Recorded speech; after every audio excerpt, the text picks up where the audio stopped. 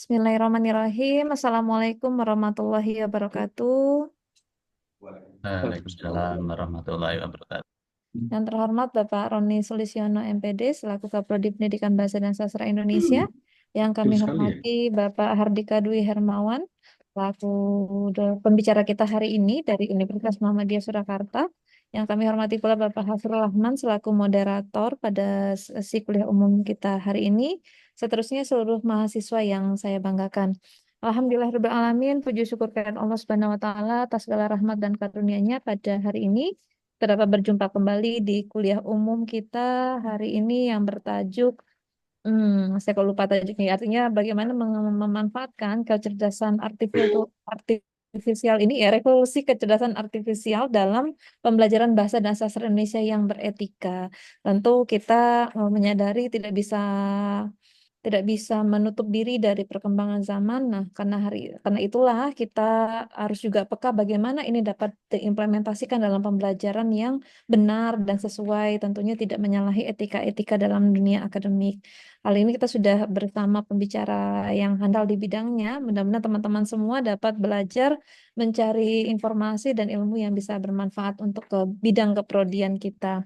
Selanjutnya, salawat beserta salam tak lupa pula kita kirimkan ke junjungan yakni Nabi besar Muhammad Shallallahu Alaihi Wasallam. Bapak, Ibu, dan teman-teman mahasiswa, mengawali pertemuan kita hari ini, mari kita mulai terlebih dahulu dengan membaca Bismillahirrahmanirrahim. Bismillahirrahmanirrahim.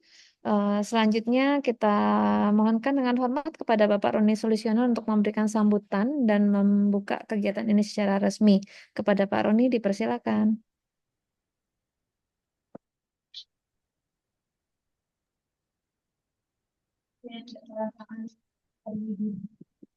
Terima kasih. Bentar. Assalamualaikum warahmatullahi wabarakatuh. Assalamualaikum warahmatullahi wabarakatuh. Yang terhormat Bapak Hardika Dwi Hermawan dari Universitas Muhammadiyah Surakarta. Yang saya hormati Bu Yosi, Pak Hasrul, dan seluruh mahasiswa PPSI FKIP UAD yang saya banggakan.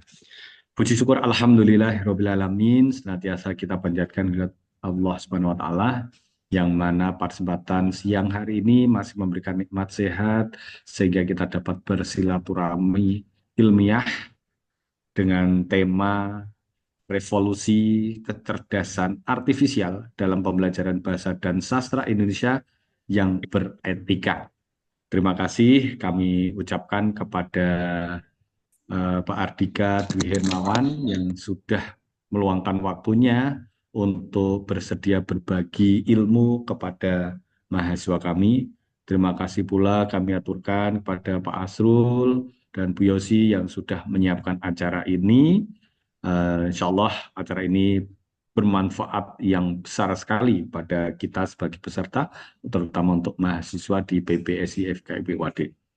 Tak lupa sholawat dan salam senantiasa kita aturkan pada junjungan kita Nabi Agung Muhammad Sallallahu Alaihi Wasallam yang senantiasa kita tunggu syafaatnya di yaumul akhir. Bapak Ibu yang saya hormati serta mahasiswa PPSI FKIP Wadi yang saya banggakan, tepat di hari Sumpah Pemuda ini kita menyelenggarakan pelatihan atau kuliah umum. Ya. Ini memang bermanfaat sekali terkait dengan revolusi kecerdasan artifisial. Tadi sudah disinggung oleh Bu Yosi, kita sebagai generasi pembelajar tidak boleh kemudian lupa dengan perkembangan zaman. Tidak boleh kemudian anti dengan perubahan. Namun demikian, kita tetap akan mengikuti perubahan-perubahan itu, tentu saja perubahan yang mana yang tetap menjaga etika, terutama etika ilmiah. Karena kalau kita merujuk pada kecerdasan artifisial ya, kecerdasan dari teknologi informasi ini sangat luar biasa, perkembangan yang sangat pesat sekali. Sekarang ini mahasiswa semuanya apabila mau membuat tugas bisa langsung buka ChatGPT. Mudah sekali. Nah, kalau dosen, ya Bapak Ibu guru, kita tidak mengikuti perkembangan itu, bisa saja kita digibulin dengan pekerjaan karya-karya mahasiswa kita. Namun demikian, nah tadi sudah disinggung oleh Bu Yosi, pemanfaatan kecerdasan AI ini yang bisa secara etis itu yang seperti apa? Nah, ini nanti kita dengarkan paparan secara langsung oleh Pak Ardika yang seorang pakar AI ya, ini untuk pembelajaran bahasa dan sastra ini.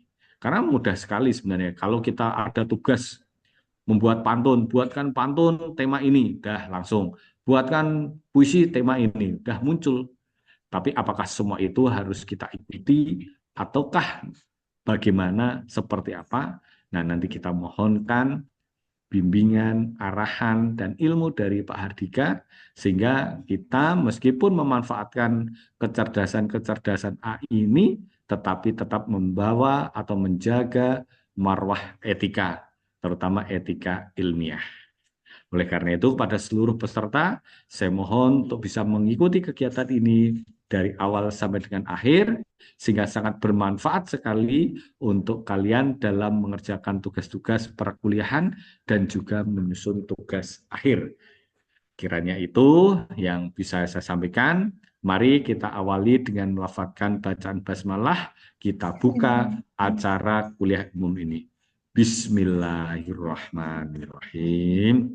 Semoga dengan bacaan basmalah tadi, kuliah umum dapat berjalan dengan lancar dan memberikan ilmu yang bermanfaat untuk kita semuanya. Nasrum minallah wa fatun qarib wa basyirul mu'minin. Wassalamualaikum warahmatullahi wabarakatuh. Waalaikumsalam warahmatullahi wabarakatuh. Terima kasih banyak Terima Pak Roni kasih. atas sambutan dan telah Sama-sama. membuka kegiatan kita secara resmi. Baik, tidak perlu lama-lama karena yang dinanti-nanti oleh mahasiswa kita adalah materi dari Bapak Hardika. Oleh karena itu, kami mohonkan kepada Bapak Hasrul Rahman dapat memandu kegiatan ini. Kepada Bapak Hasrul, dipersilakan. Ya, terima kasih Mbak Yosi. Suara saya terdengar ya, Mbak Yosi? Jelas, jelas. Bismillahirrahmanirrahim. Assalamualaikum warahmatullahi wabarakatuh. Waalaikumsalam warahmatullahi Ya, wabarakatuh. yang terhormat Bapak Roni Sulistiono yang sedang jalan-jalan ini ya Pak di Purwokerto. Enggak di Saya di kampus kok Pak kelas Oh, Roni belum itu di kampus, kelas. belum berangkat. Bukan jadi.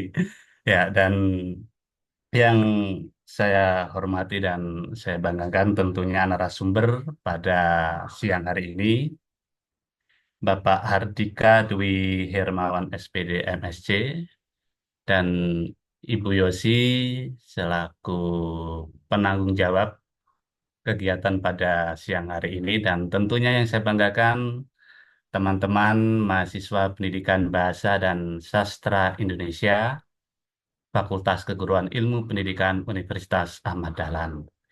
Nah, hari ini tentunya teman-teman akan disuguhi dengan materi yang sangat menarik karena ini merupakan bentuk tanggung jawab ya dengan adanya artificial intelligence teman-teman di sini untuk bertanggung jawab dan sudah tentu dengan tujuan pendidikan atau hal yang ingin teman-teman dapatkan dari berkembangnya AI tersebut. Mas Bapak Handika masih bergabung ya? Oh ya, oke. Ya, jadi sebelum kita memulai pada acara siang hari ini, teman-teman, terlebih dahulu saya sedikit sampaikan terkait dengan CV ya. Ini yang tentunya sangat luar biasa banyaknya prestasi dari Bapak Handika ini atau Pak Dika ini yang nanti teman-teman juga bisa ikut mencarinya ya di Google ataupun di Instagramnya. Instagramnya itu Hardika Hardikat ya. Nanti teman-teman kalau ingin tahu lebih jauh akan saya kirimkan lewat WA ataupun lewat kolom chat yang ada di Zoom ya. Jadi luar biasa, Mbak Andika ini salah satu pendiri Desa Main ya. Bacanya Main ya, Pak. Ya, Desa Main atau founder Oke, Desa Pak. Main ya yang luar biasa dan sudah sering mendapatkan penghargaan. Salah satu penghargaan yang luar biasa adalah penghargaan tentang 10 Outstanding Young Person atau 10 tokoh muda berprestasi. Nah, ini Pak Dika ini bersanding dengan salah satunya tokoh-tokoh nasional, ada Abu Rizal Bakri, ada Nadiem Makarim, kemudian juga ada AHY, dan tentunya bersanding juga dengan tokoh-tokoh internasional ya. Salah satunya ada Jackie Chan ya. Jackie Chan ini juga pernah mendapatkan penghargaan seperti yang Mas Dika dapatkan, yaitu pada tahun 1998. Kalau Mas Dika ini mendapatkan pada tahun 2022, kalau nggak keliru ya Mas. Nanti bisa diluruskan. Jadi menghidupkan sesuatu dari desa. Nah ini luar biasa apa yang telah dilakukan oleh Mas Dika. Nanti juga bisa spill sedikit tentang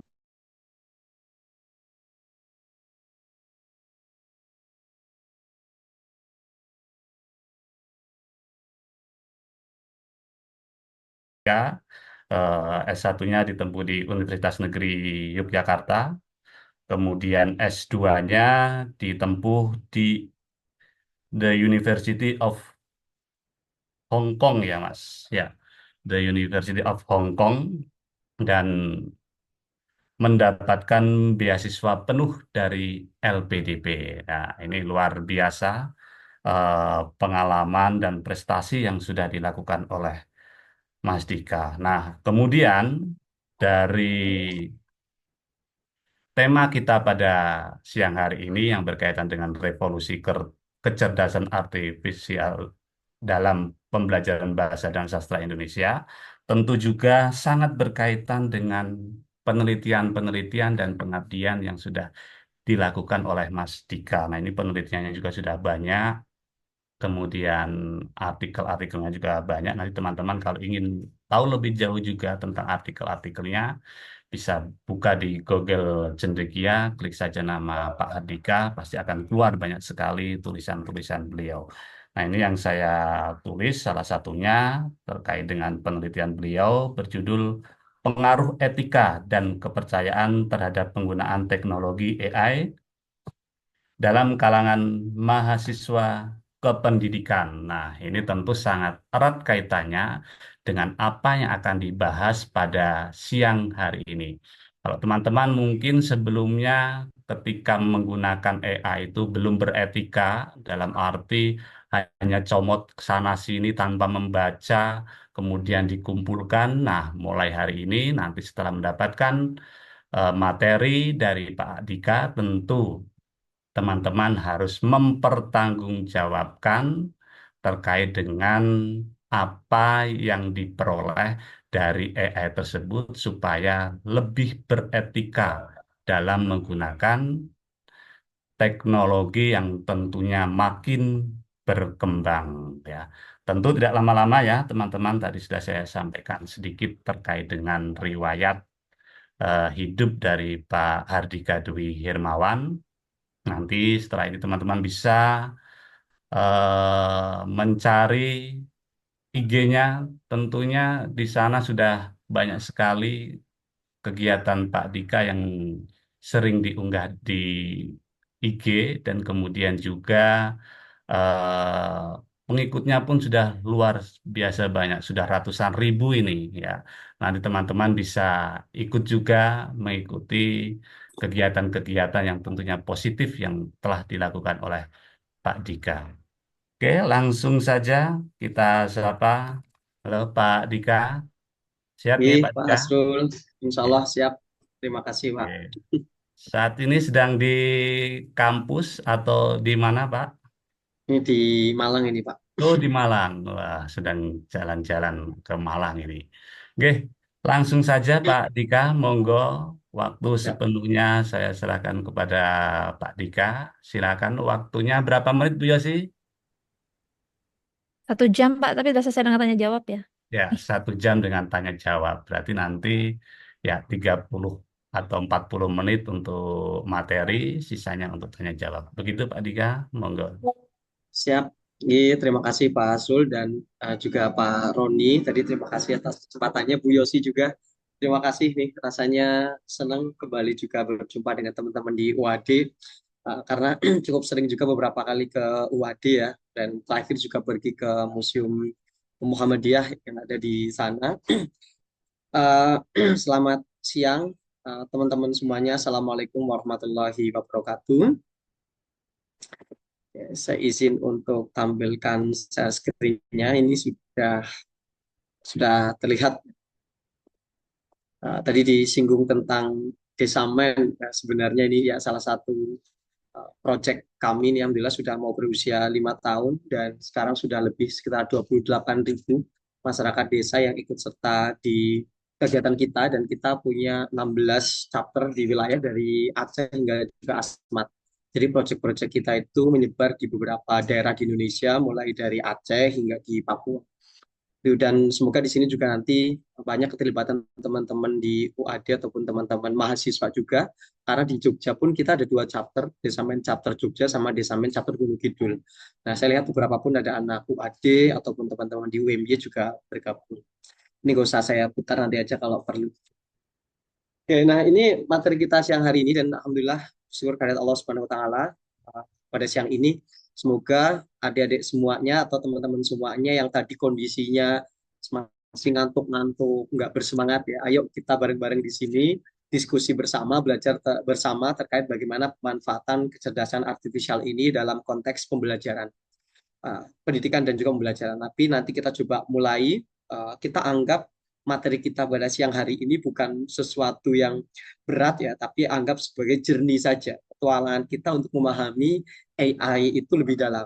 Mulai dari perkembangan teknologi, kemudian kenapa bisa ada AI, apa saja itu AI seperti apa, dampaknya kepada kita, hingga bagaimana kita pola pemanfaatan yang kira-kira tepat dan beretika itu seperti apa. Nah, ini materi kita siang hari ini, Charting the Path Forward, Trends and Innovative AI in Teaching and Learning. Tadi background saya sudah disampaikan, sekarang saya mengajar di Pendidikan Teknik Informatika UMS. Alhamdulillah berarti ini sudah 4 tahun saya di UMS, gabung dengan UMS sebelum pandemi, tiba-tiba pandemi datang, dan Alhamdulillah hingga sekarang jadi aktif di Pendidikan Teknik Informatika sekaligus sekarang sebagai kepala bagian di pengelolaan dan layanan digital di perpustakaan dan pusat layanan digital UMS. Nah, semoga apa-apa hal yang nanti saya sampaikan juga kita pun di perpustakaan dan pusat layanan digital pun mencoba berinovasi. Bagaimana penerapan AI itu dalam konteks mendukung teman-teman sivitas, termasuk pengembangan-pengembangan yang arahnya juga ke AI literasi program. Karena sama seperti yang tadi sudah disampaikan juga oleh Pak Roni, terkait ya ini AI ini mahasiswa pasti sudah menggunakan. Jangan sampai kita teman-teman di dosen ataupun yang pengajar pun nggak memperhatikan ini sebagai aspek yang penting kita lihat juga. Karena kan sebenarnya kalau kita melihat AI ini kemunculannya seperti ChatGPT itu sama polanya ketika Google dulu muncul. Awal Google muncul, guru-guru pendidik itu bingung, gimana nih anak-anak kita, kok sekarang enak sekali mereka mencari jawaban di Google ya, semudah googling gitu dapat jawabannya gitu kan. Tetapi kemudian muncul, nggak bisa semua informasi dalam Google itu tepat. Nah, kita harus berpikir kembali, oh harus cari sumber yang tepat, yang lebih akurat ya kan. Sama AI muncul, ChatGPT muncul, saya rasa polanya sebenarnya sama, hanya saja teknologinya itu memang makin berkembang lebih maju gitu. Nah, inilah yang akan coba nanti kita lihat kira-kira seperti apa. Nah, ini tadi background saya, S1 saya memang di Jogja, baru lanjut S2 di Hong Kong University. Fokus saya memang di virtual reality sama augmented reality, tapi juga bagaimana yang sekarang pengen kita lakukan itu mengintegrasikan AI juga dalam konteks VR dan juga AR. Oke, nah ini petualangan kita pada siang hari ini selama 1 jam ke depan. Pertama kita akan melihat ya perkembangan teknologi sekarang itu seperti apa dan juga kecerdasan artifisial. Karena bisa jadi kalau saya sendiri mengkategorikan itu kalau melihat beberapa referensi AI ini ada 3 aspek. Kita dianggap literate AI gitu, atau AI literasi itu biasanya menyampaikan ada 3 konteks. Entah dari beberapa ahli-ahli, kemudian di ChatGPT juga saya coba lihat, tiganya itu yang pertama itu adalah kita harus understanding AI dulu. Karena ternyata beberapa dari kita pun pemahaman tentang AI-nya berbeda. Tentunya teman-teman di informatika dengan teman-teman informatika kadang pun pemahamannya itu ada beberapa perbedaan. Menganggap oh AI seperti ini padahal konteksnya bisa jadi seperti yang lain. Kemudian juga yang kedua itu doing, bagaimana kita melakukan AI, memanfaatkan AI dulu. Setelah kita memahami, kemudian kita melakukan, yang terakhir itu evaluate. Jadi saya rasa teman-teman semua di sini termasuk saya sendiri dianggap punya literasi yang baik tentang AI itu yang pertama itu paham tentang AI, tahu cara memanfaatkan dan cara mengevaluasinya, hasil kontennya dan lain sebagainya. Gitu. Jadi bukan hanya memahami tadi. Nah, kemudian kita akan fokus kepada generatif AI karena kalau berbicara AI itu kan sebenarnya luas sekali. Nanti entah bisa ada deep learning, machine learning, dan lain sebagainya, tapi kita akan fokus kepada generatif AI yang biasanya dipakai oleh teman-teman, yang ChatGPT, Gemini, dan lain sebagainya, itu kan termasuk generatif AI. Kemudian setelah teman-teman paham tentang bagaimana cara kerja generatif AI, baru nanti kita akan melihat pemanfaatan AI dalam dunia pendidikan seperti apa. Kemudian penggunaan generatif AI oleh mahasiswa. Nah, tadi kan sempat disampaikan juga yang secara tepat dan beretika itu seperti apa. Nah, nanti kita akan lihat. Nah, karena kan kemarin pun sempat ditanya beberapa dosen, Mas Dika, boleh nggak sih kita menggunakan ilustrasi dari AI di buku kita? Itu juga masih ditanyakan. Mas, boleh nggak sih saya menggunakan ini tapi hasil dari AI? Nah, pertanyaan-pertanyaan itu sering muncul. Nah, nanti kita akan coba diskusikan di momen ini. Oh, ini adalah salah satu perkembangan ya kalau saya harapkan di perpustakaan So, teknologi we're pun gonna akan have mengarah an ke arah situ. astrophysicist in the family. Actually, I have to write this paper. Will you help me? Let's take a closer look. Nah, kita What part of the solar system are we talking about? Saturn. If you were taking astrophysics, you could study in the metaverse. Did you know the rings are made up of billions of icy particles? Really? Look at this.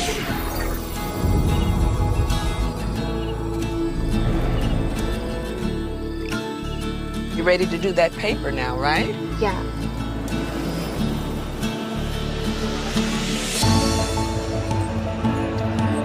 In the metaverse, you'll be able to teleport not just to any place, but any time as well.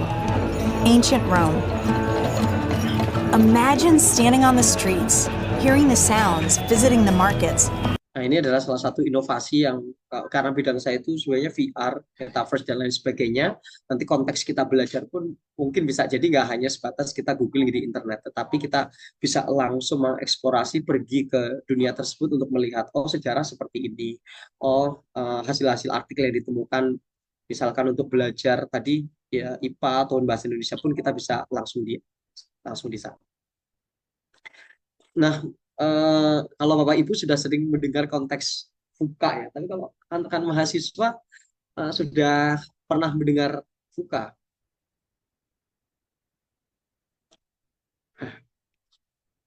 Oke, saya coba refreshing. Kalau misalkan Pak Hasul sama Bapak Ibu dosen yang lain pasti sudah beberapa kali mendengar istilah VUCA ini. Jadi kalau untuk teman-teman semuanya yang rekan-rekan mahasiswa ya, dalam konteks perkembangan teknologi yang makin cepat itu kita itu memasuki era yang namanya istilah VUCA ini sudah cukup lama. Di mana kalau misalkan dulu nggak mungkin setiap orang yang ada di dapur ataupun sedang bersihin sampah gitu, mereka itu bisa menyampaikan informasi. Tapi kan sekarang entah siapapun itu, orang itu sekarang bisa menyebarkan informasi.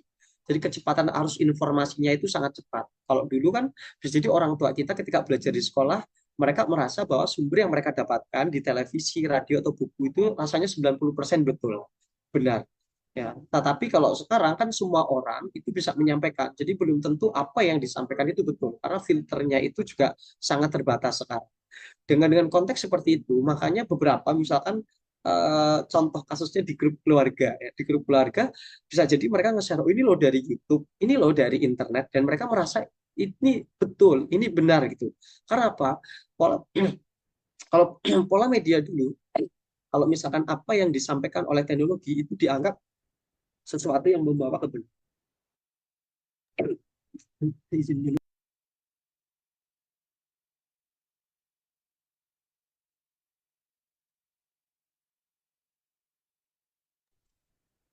Mohon maaf, bukan sedang sedikit dulu. Oke. Harus informasi dan semakin cepat. Memang teknologi itu adalah salah satu alat untuk mencari kebenaran, tetapi teknologi itu kan bukan sumber kebenaran itu sendiri. Jadi kita perlu melihat lebih dalam. Nah, fenomena ini yang sering kita sebut bahwa we are facing high level degree of complexity and uncertainty. Jadi kita berada di degree kompleksitas yang makin tinggi dan degree ketidakpastian itu juga makin tinggi. Karena arus informasi yang sangat cepat. Jadi ada yang mengistilahkan itu kalau misalkan internet, listrik, media semua dilenyapkan, rasanya 80% masalah kita itu hilang. Karena kita nggak ngerti permasalahan yang ada di tempat lain. Hanya ngerti masalah di keluarga kita atau di sekitar kita. Dan dengan adanya arus informasi makin cepat, tentunya makin kompleks, inovasi makin cepat, arus ilmu pengetahuan juga yang kita peroleh juga makin mudah kita dapatkan, gitu kan. Nah, era inilah yang sebut kita VUCA, ya, perubahan yang sangat cepat, kondisi nggak pastinya juga makin tinggi, makin kompleks, dan juga mengakibatkan ambigu. Kemudian bagaimana menghadapi VUCA ini? Ada yang menyebutkan juga VUCA ini bisa dengan VUCA, ya, perubahan yang sangat cepat dan susah diprediksi itu dengan fleksibilitas, ketidakpastian itu dengan understanding, complexity dengan clarity, ambiguity dengan agility atau ketangkasan. Ini hanya singkat saja. Nah, sebelum ke arah AI, saya rasa apa yang dihadapi oleh rekan teman-teman semua mahasiswa biasanya itu bisa kita gambarkan juga lebih detail dengan konsep BANI. Jadi kita VUCA tadi kita breakdown menjadi BANI. Yang pertama itu volatile, perubahan yang sangat cepat dan perubahan yang susah diprediksi. Mengakibatkan apa kondisi masyarakat sekarang? Brittle, mudah patah, mudah menyerah. Ya, lihat gambaran di sini kayak rantai mudah patah. Jadi katanya anak-anak sekarang itu mudah patah, mudah menyerah. Karena apa? Arus informasinya itu makin banyak mereka dapatkan. Ya, yang tadinya mereka sudah yakin sama sesuatu, dapat informasi lain lebih cepat, dia akhirnya, aduh aku bisa nggak ya, yakin nggak ya, gitu kan. Jadi mudah patah, mudah menyerah. Karena baru berjuang ini kok harus belajar yang lain lagi, misalkan. Jadi sangat rapuh sekali. Yang berikutnya anxious, khawatir. Ya, kalau dulu misalkan, Pak Ardika nih kita dibandingkan dengan anak tetangga. Ya, sekarang nggak perlu kita dibandingkan sama anak tetangga. Anak-anak sekarang membandingkan diri mereka sama orang yang mereka nggak ketahui di sosial media mereka. Jadi mereka merasa lebih khawatir kayak kok dia sudah berhasil kayak gini, kok saya belum, kok dia sudah kayak gini kayak gitu. Karena arus informasi itu makin cepat dan kita mengenal orang-orang yang sebelumnya nggak pernah kita kenal dalam konteks level yang skalanya itu eksponensial. Jadi mengakibatkan kita tuh makin khawatir, makin melihat orang lain banyak lebih berhasil daripada kita, kok kita masih stagnan di poin seperti ini. Nah, akhirnya ini rasa khawatir makin tinggi. Yang berikutnya kompleksitas mengakibatkan non-linear.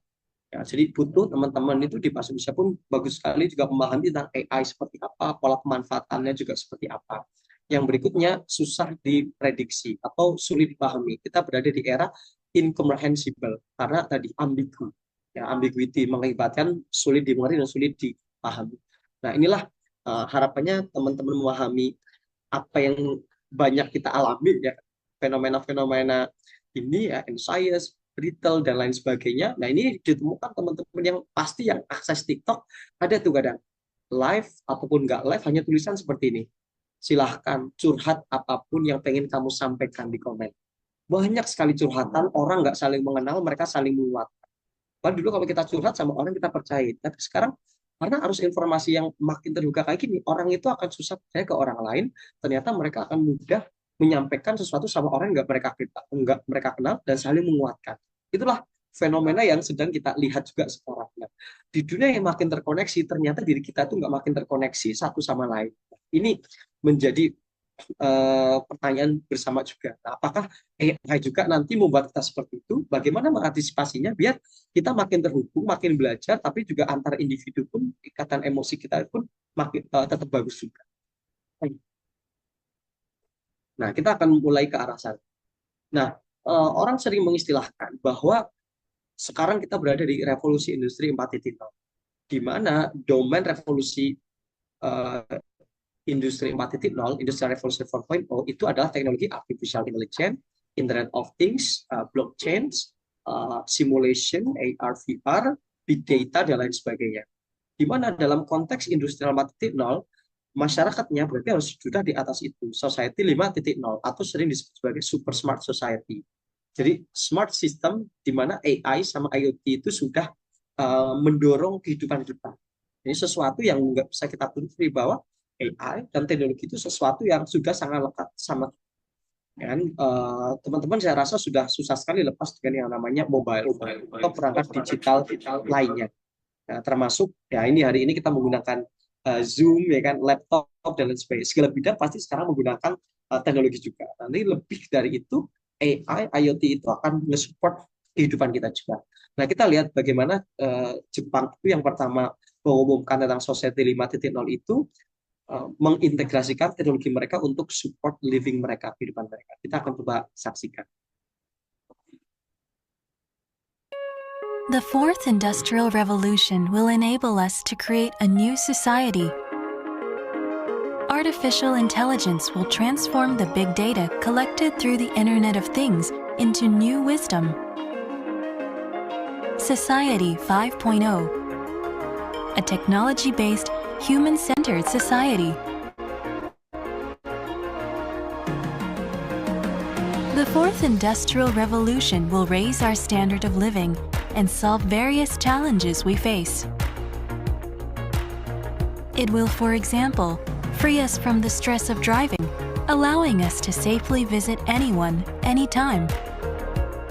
We will have access to the latest medical advancements at a low cost, no matter where we are.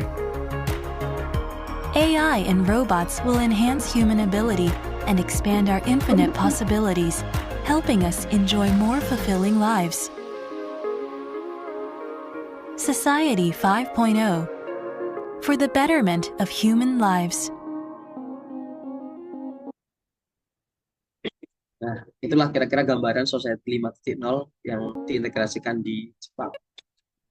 Nah, ini yang tadi saya sampaikan. Industri 4.0 itu kan sering kita sebut dengan istilah yang namanya itu cyber physical system. Jadi di sini itu ada domain fisik kita sebagai manusia, ada domain cyber atau digital yang harus terkoneksi dengan kita juga. Nah, key teknologinya di sini jelas ada big data, ya Internet of Things, ya AI, dan juga ada blockchain, cyber security. Ya, teknologi itu makin berkembang itu, keamanan jaringan data itu juga makin terus berkembang. Nah, inilah yang kadang kurang kita perhatikan. Kita mengembangkan sistem itu kadang kita kurang perhatikan dari aspek cyber security ya. Dan Indonesia itu termasuk salah satu yang kekurangan juga di bidang pakar keamanan digital. Nah, kita akan fokus kepada AI. Nah, inilah apa perbedaan kita lihat ya. Current Society 4.0. Jadi kalau kita melihat di sini 4.0, di sini ada cloud ya. Cloud computing itu jaringan awan. Jaringan awan itu misalkan ya Google Drive itu termasuk jaringan awan. Jadi hal-hal itu kita simpan di server yang kita tuh nggak lihat. Makanya namanya jaringan awan. Ya, dulu ketika saya tahu namanya jaringan awan cloud computing, berarti di awan itu ada jaringan gitu ya. Tapi padahal dalam konteks ini kita menyimpan data-data, ibaratnya kita nggak ngerti data itu tersimpan di mana seolah-olah itu berada kayak di awan. Nah, kalau yang Society 4.0, kita itu kalau misalkan saya dari Solo mau ke Jogja, berarti saya akan nge-search dulu pakai Google Map. Ya, ke Google Map ke Jogja. Nah, jadi a person search by navigation system, klik ke Jogja, baru kita akan diarahkan ke Jogja. Ini adalah Society 4.0. Masih ada kita sebagai seorang manusia itu mencoba menavigasikan sistemnya. Tetapi kalau misalkan di Society 5.0 ini menggunakan big data, artificial intelligence, kita nggak perlu. Ya sensor aja. Nah, sensor misalkan ya kalau misalnya di MIT kan mengembangkan telepati teknologi. Kalau misalkan kita melihat sensor suara kasih dong ke Jogja sudah otomatis dia akan nggak cuma otomatis nge-track ke Jogja tapi otomatis driving juga. Nah, jadi mobilnya pun sudah akan mengarah ke sana.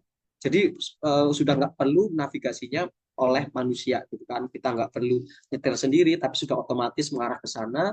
Kemudian drivingnya otomatis, ada objek di depan pun akan berhenti otomatis gitu kan. Jadi kita itu ya efisien sekali ya hidupnya gitu kan. Yang males itu akan makin males tuh. Tapi kalau teman-teman berpikir produktivitas, yang orang-orang tipikal produktif memanfaatkan ini biar makin produktif lagi. Gitu. Nah, kalau kita melihat, ya ini laporan yang saya dapatkan dari laporan dari Elsevier terkait bagaimana academic leaders di dunia, termasuk para penyandang dananya ke sektor-sektor pendidikan. Mereka melihat ada beberapa komponen di sini grafik. Di sini ada high priority, apa yang menjadi prioritas utama ya untuk dikembangkan sebenarnya di dunia perguruan tinggi ataupun akademik, dan di sini adalah tingkat kesiapan. Jadi hubungan tingkat prioritas dan tingkat kesiapan. Nah, kalau kita melihat terlalu banyak sektor yang menjadi prioritas, ternyata kita tuh nggak siap. Ya, lingkungan pendidikan itu tidak siap menghadapi beragam hal yang menjadi prioritas mereka. Nah, terutama di sini, ini ada yang warnanya orange ini, berarti ini yang sangat menjadi prioritas, tapi kita tuh ternyata sangat nggak siap. Nah, jadi ada gap antara tingkat kesiapan dan many issues berkaitan dengan aspek di perguruan tinggi. Nah, kita akan coba lihat lebih dalam grafiknya yang ada di sini. Nah, ini coba kita jabarkan yang tadi paling atas menjadi yang sangat prioritas, ya, yang warna biru, tingkat kesiapan. Misalkan di sini, kualitas riset. Kualitas riset itu menjadi prioritas tertinggi di lembaga pendidikan, 93%. Tetapi tingkat kesiapan itu hanya 56%. Termasuk bidang-bidang, misalkan, ya, kompensasi terhadap hasil yang kompetitif riset dan lain sebagainya pun masih sangat rendah. Kita nggak siap. AI termasuk government of AI enabled tools itu menjadi aspek yang penting hingga 64%, tapi tingkat kesiapannya hanya 23%. Cyber security juga 82% menjadi top priority juga, tapi tingkat kesiapannya 45%. Bahkan beberapa instansi itu sangat kurang perhatikan juga hal-hal yang berkaitan dengan cyber security. Apalagi sekarang ya, serangan slot itu wah ada di mana-mana gitu kan. Bahkan domain-domain kampus ataupun government pun sangat mudah dimasuki iklan-iklan hal seperti itu. Nah, ataupun retaining talent, attracting talent pun kita sangat kurang. Ternyata lembaga pendidikan pun sekarang itu mereka itu kurang menarik untuk menarik talenta-talenta terbaik untuk masuk di dunia akademik. Ya. Nah, ini ada 73% prioritasnya, tapi kesiapan kita hanya 31%. Nah, inilah tantangan-tantangan yang dihadapi. Nah, yang kita hadapi di perguruan tinggi itu ternyata sangat banyak. AI, kualitas riset, fasilitas, dan lain sebagainya. Dan ini terjadi bukan hanya di Indonesia, tapi juga di tempat-tempat lain di dunia. Nah, ini berkaitan dengan AI yang tadi saya sampaikan. Jadi dari hasil survei kepada 100 pimpinan universitas di dunia dan juga para penyandang dana tentang apa tantangan terbesar mereka dan peluang mereka, salah satunya ketika mempersiapkan AI itu di tempat kerja. Ya, bahwa dari 100 university leaders, sekitar 64, berarti 64 orang ya di sini, mengatakan bahwa AI itu masuk menjadi prioritas mereka. Tapi tingkat kesiapan mereka itu hanya 23%. Nah, padahal dari EMEA ini menyatakan bahwa AI is going to change everything. Katanya artificial intelligence itu ya memang akan merubah banyak hal. Bagaimana kita bekerja di universitas, terutama bagaimana kita ya mengajar, bukan hanya ketika mengajar, tapi juga tentang riset di sini. Nah, tetapi kayaknya kita belum cukup siap nih untuk menghadapi hal-hal tersebut. Nah, ini sangat bagus dilakukan oleh PBSI. Bagaimana secara cepat kita pun melihat ini memanfaatkan dengan tepat itu seperti apa. Biar pertanyaan-pertanyaan yang sering ada itu pun bisa kita jawab. Dan kita beruntung sekali dan juga kemarin sudah di-sharekan buku panduan dari Kementerian tentang penggunaan generatif AI. Padahal sebelum itu pun saya di perpustakaan UMS itu sudah mengarahkan program tahun ini itu kita menyusun kurikulum AI literasi program. Bagaimana perpustakaan itu memfasilitasi untuk dosen dan sivitas akademika itu untuk memanfaatkan tools tadi dengan baik untuk pengajaran dan juga essay. Nah, apa sih target kompetensi AI yang perlu dimiliki oleh teman-teman? Nah, di sini kita bagi menjadi dua, sebagai pengguna atau sebagai pengembang. Otomatis kalau misalkan saya sebagai orang yang berkembang di bidang informatika, bisa jadi kita sebagai pengembang.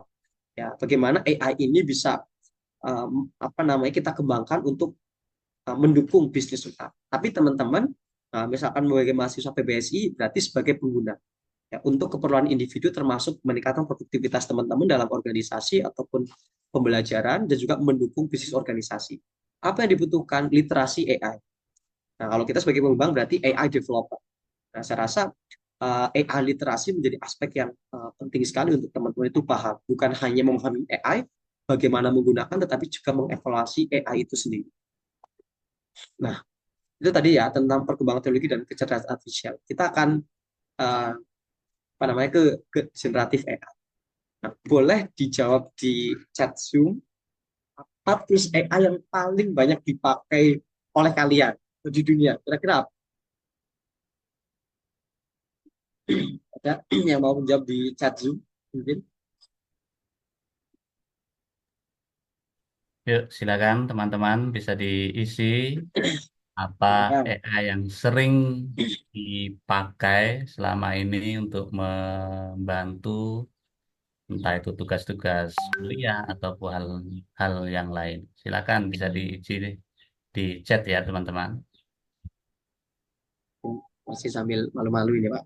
Iya ini Oke, Pak. kayaknya teman-teman menjawab juga dalam pikiran teman-teman ya. Saya rasa, nah ini Pak ada yang menjawab. Chat GPT Pak, oke, terima kasih. Isna, oke, Chat GPT. Saya rasa ini akan jawaban sama dengan yang lain ya. Ya, nah inilah 50 ya tools AI yang paling banyak dipakai ya dari sekitar 24 billion visitors dan diambil dari data September 2022 hingga Agustus 2023. Betul, ChatGPT itu 14,6 billion ya total visitnya. Yang berikutnya ada karakter.ai. Ya, kemudian juga ada google.com, ada lain sebagainya. Ada banyak sekali tools-tools AI. Ya. Betul, ChatGPT. Nah, kalau orang Indonesia apa? Nah, aplikasi AI yang paling banyak, oh ini agak typo, di Indonesia, 1 AI, 52%. Ada copy.ai, kemudian ada Luminar, Oracle, kemudian Lalal, ya, .ai, ada Dell.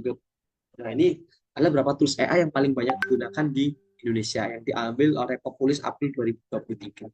Makanya kita akan coba fokus juga melihat di ChatGPT nanti. Nah, bagaimana pendidikan Indonesia dalam paparan AI?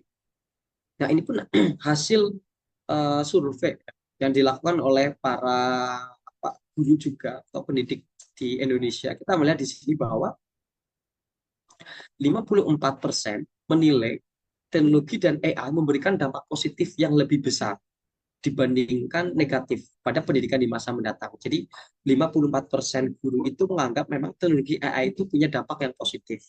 Tapi berarti masih ada sisanya 46% beranggapan AI itu memiliki dampak negatif. Ya, saya rasa teknologi itu selalu punya dua sisi ya, sisi positif dan negatif, tergantung bagaimana kita melakukannya. Teknologi makin canggih, kejahatan pun makin canggih gitu kan. Cara mereka promote tiap hari untuk kita main atau pinjol dan lain sebagainya, pintar sekali itu. Setiap hari WA saya, SMS saya itu isinya adalah iklan slot gacor-gacor seperti itu ya teman-teman. Jadi harus hati-hati sekali juga itu. Nah itu makin pintar, teknologi makin berkembang, mereka juga makin berkembang gitu. Kita nggak boleh kalah. Nah kemudian 79% menilai sebaiknya guru mengajarkan murid bagaimana menggunakan AI secara tepat. Nah inilah kenapa saya rasa teman-teman PBSI pun penting. Ya, mengerti batasan mahasiswa menggunakan, nanti menjadi guru pun tahu bagaimana mengajarkan murid menggunakan AI secara tepat. Nah, ini 79%. 73% menilai guru sebaiknya dibekali keterampilan menggunakan AI dalam pengajaran. Nah, ini tepat sekali. Ya, tepat sekali yang dilakukan oleh PBSI ini membekali teman-teman ya calon guru keterampilan menggunakan AI dalam pengajaran. Nah, kan banyak sekali tools AI. Teman-teman nggak mau lah capek-capek bikin PPT. Pakai AI. Nih materinya dari jurnal ini, bikin PPT-nya. Tinggal kita koreksi, edit-edit sedikit, jadi PPT-nya gitu kan.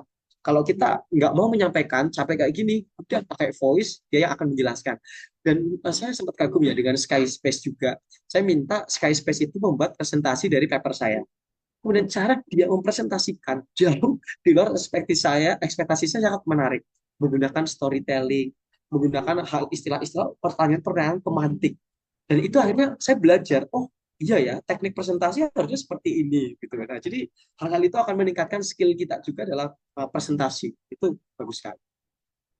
Nah, ada 21% guru menganggap bahwa AI itu harus dilarang di lingkungan pendidikan. Jadi tentu ya, setiap inovasi baru itu ada pro kontra, ya. Setiap hal baru itu awalnya itu biasanya itu akan menimbulkan pertanyaan, ya baik atau enggak, iya atau enggak. Sama kan, Gojek awal muncul itu banyak juga yang pengennya terus diteruskan, tetapi juga ada pihak-pihak yang nggak boleh nih Gojek nanti mematikan. Ya, bagaimana solusinya? Nah, inilah. Nah, ya, di mana letak posisi generatif AI? Nah, generatif AI di sini. Nah, generatif AI itu sebagai bagian dari teknologi kecerdasan artifisial. Nah, jadi hanya sebagian kecil, teman-teman, generatif AI. Dan sedikit yang diambil data dari deep learning. Nah, jadi dia pun bagian dari deep learning, pembelajaran mesin, dan ini merupakan bagian besar dari kecerdasan artifisial. Nah, ini generatif AI. Nah, apa itu prediktif AI sama generatif AI? Nah, ada yang mengistilahkan prediktif itu juga sebagai diskriminatif AI. Nah, nanti setelah ini akan ada diskriminatif AI. Prediktif AI ini adalah secara singkat kecerdasan buatan yang mengumpulkan dan menganalisa data untuk memprediksi kejadian di masa depan. Prediktif ya, memprediksi. Tujuannya untuk memahami pola dalam data dan membuat prediksi yang tepat. Prediksi untung rugi misalkan kita mengasihkan data, ya hasilnya apa? Kayak misalnya di Excel ya, kayak data ini kesimpulannya oh besar, oh nilainya tinggi, sudah seperti itu. Prediksinya itu untung rugi, oh, hujan, penyakit dan lain sebagainya. Prediktif AI. Nah, generatif AI apa? Di sini lebih luas lagi, memungkinkan kita sebagai pengguna secara cepat menghasilkan konten baru berdasarkan masukan. Jadi hasilnya sesuatu konten yang baru. Kalau prediktif AI itu sudah ada data, kemudian oke, kesimpulannya seperti ini. Tapi generatif AI dia akan menghasilkan sebuah konten baru dari masukan teman-teman. Nah, nanti akan coba saya gambarkan pakai gambar. Masukannya dan keluarannya itu beragam. Teks ke gambar, gambar ke teks, ke suara, ke animasi, dan lain sebagainya. Tapi kalau prediktif biasanya bisa jadi hanya satu gambar, ya, atau teks kesimpulan, enggak seperti generatif AI yang bisa lebih beragam berdasarkan masukan. Nah, termasuk ChatGPT itu termasuk generatif AI.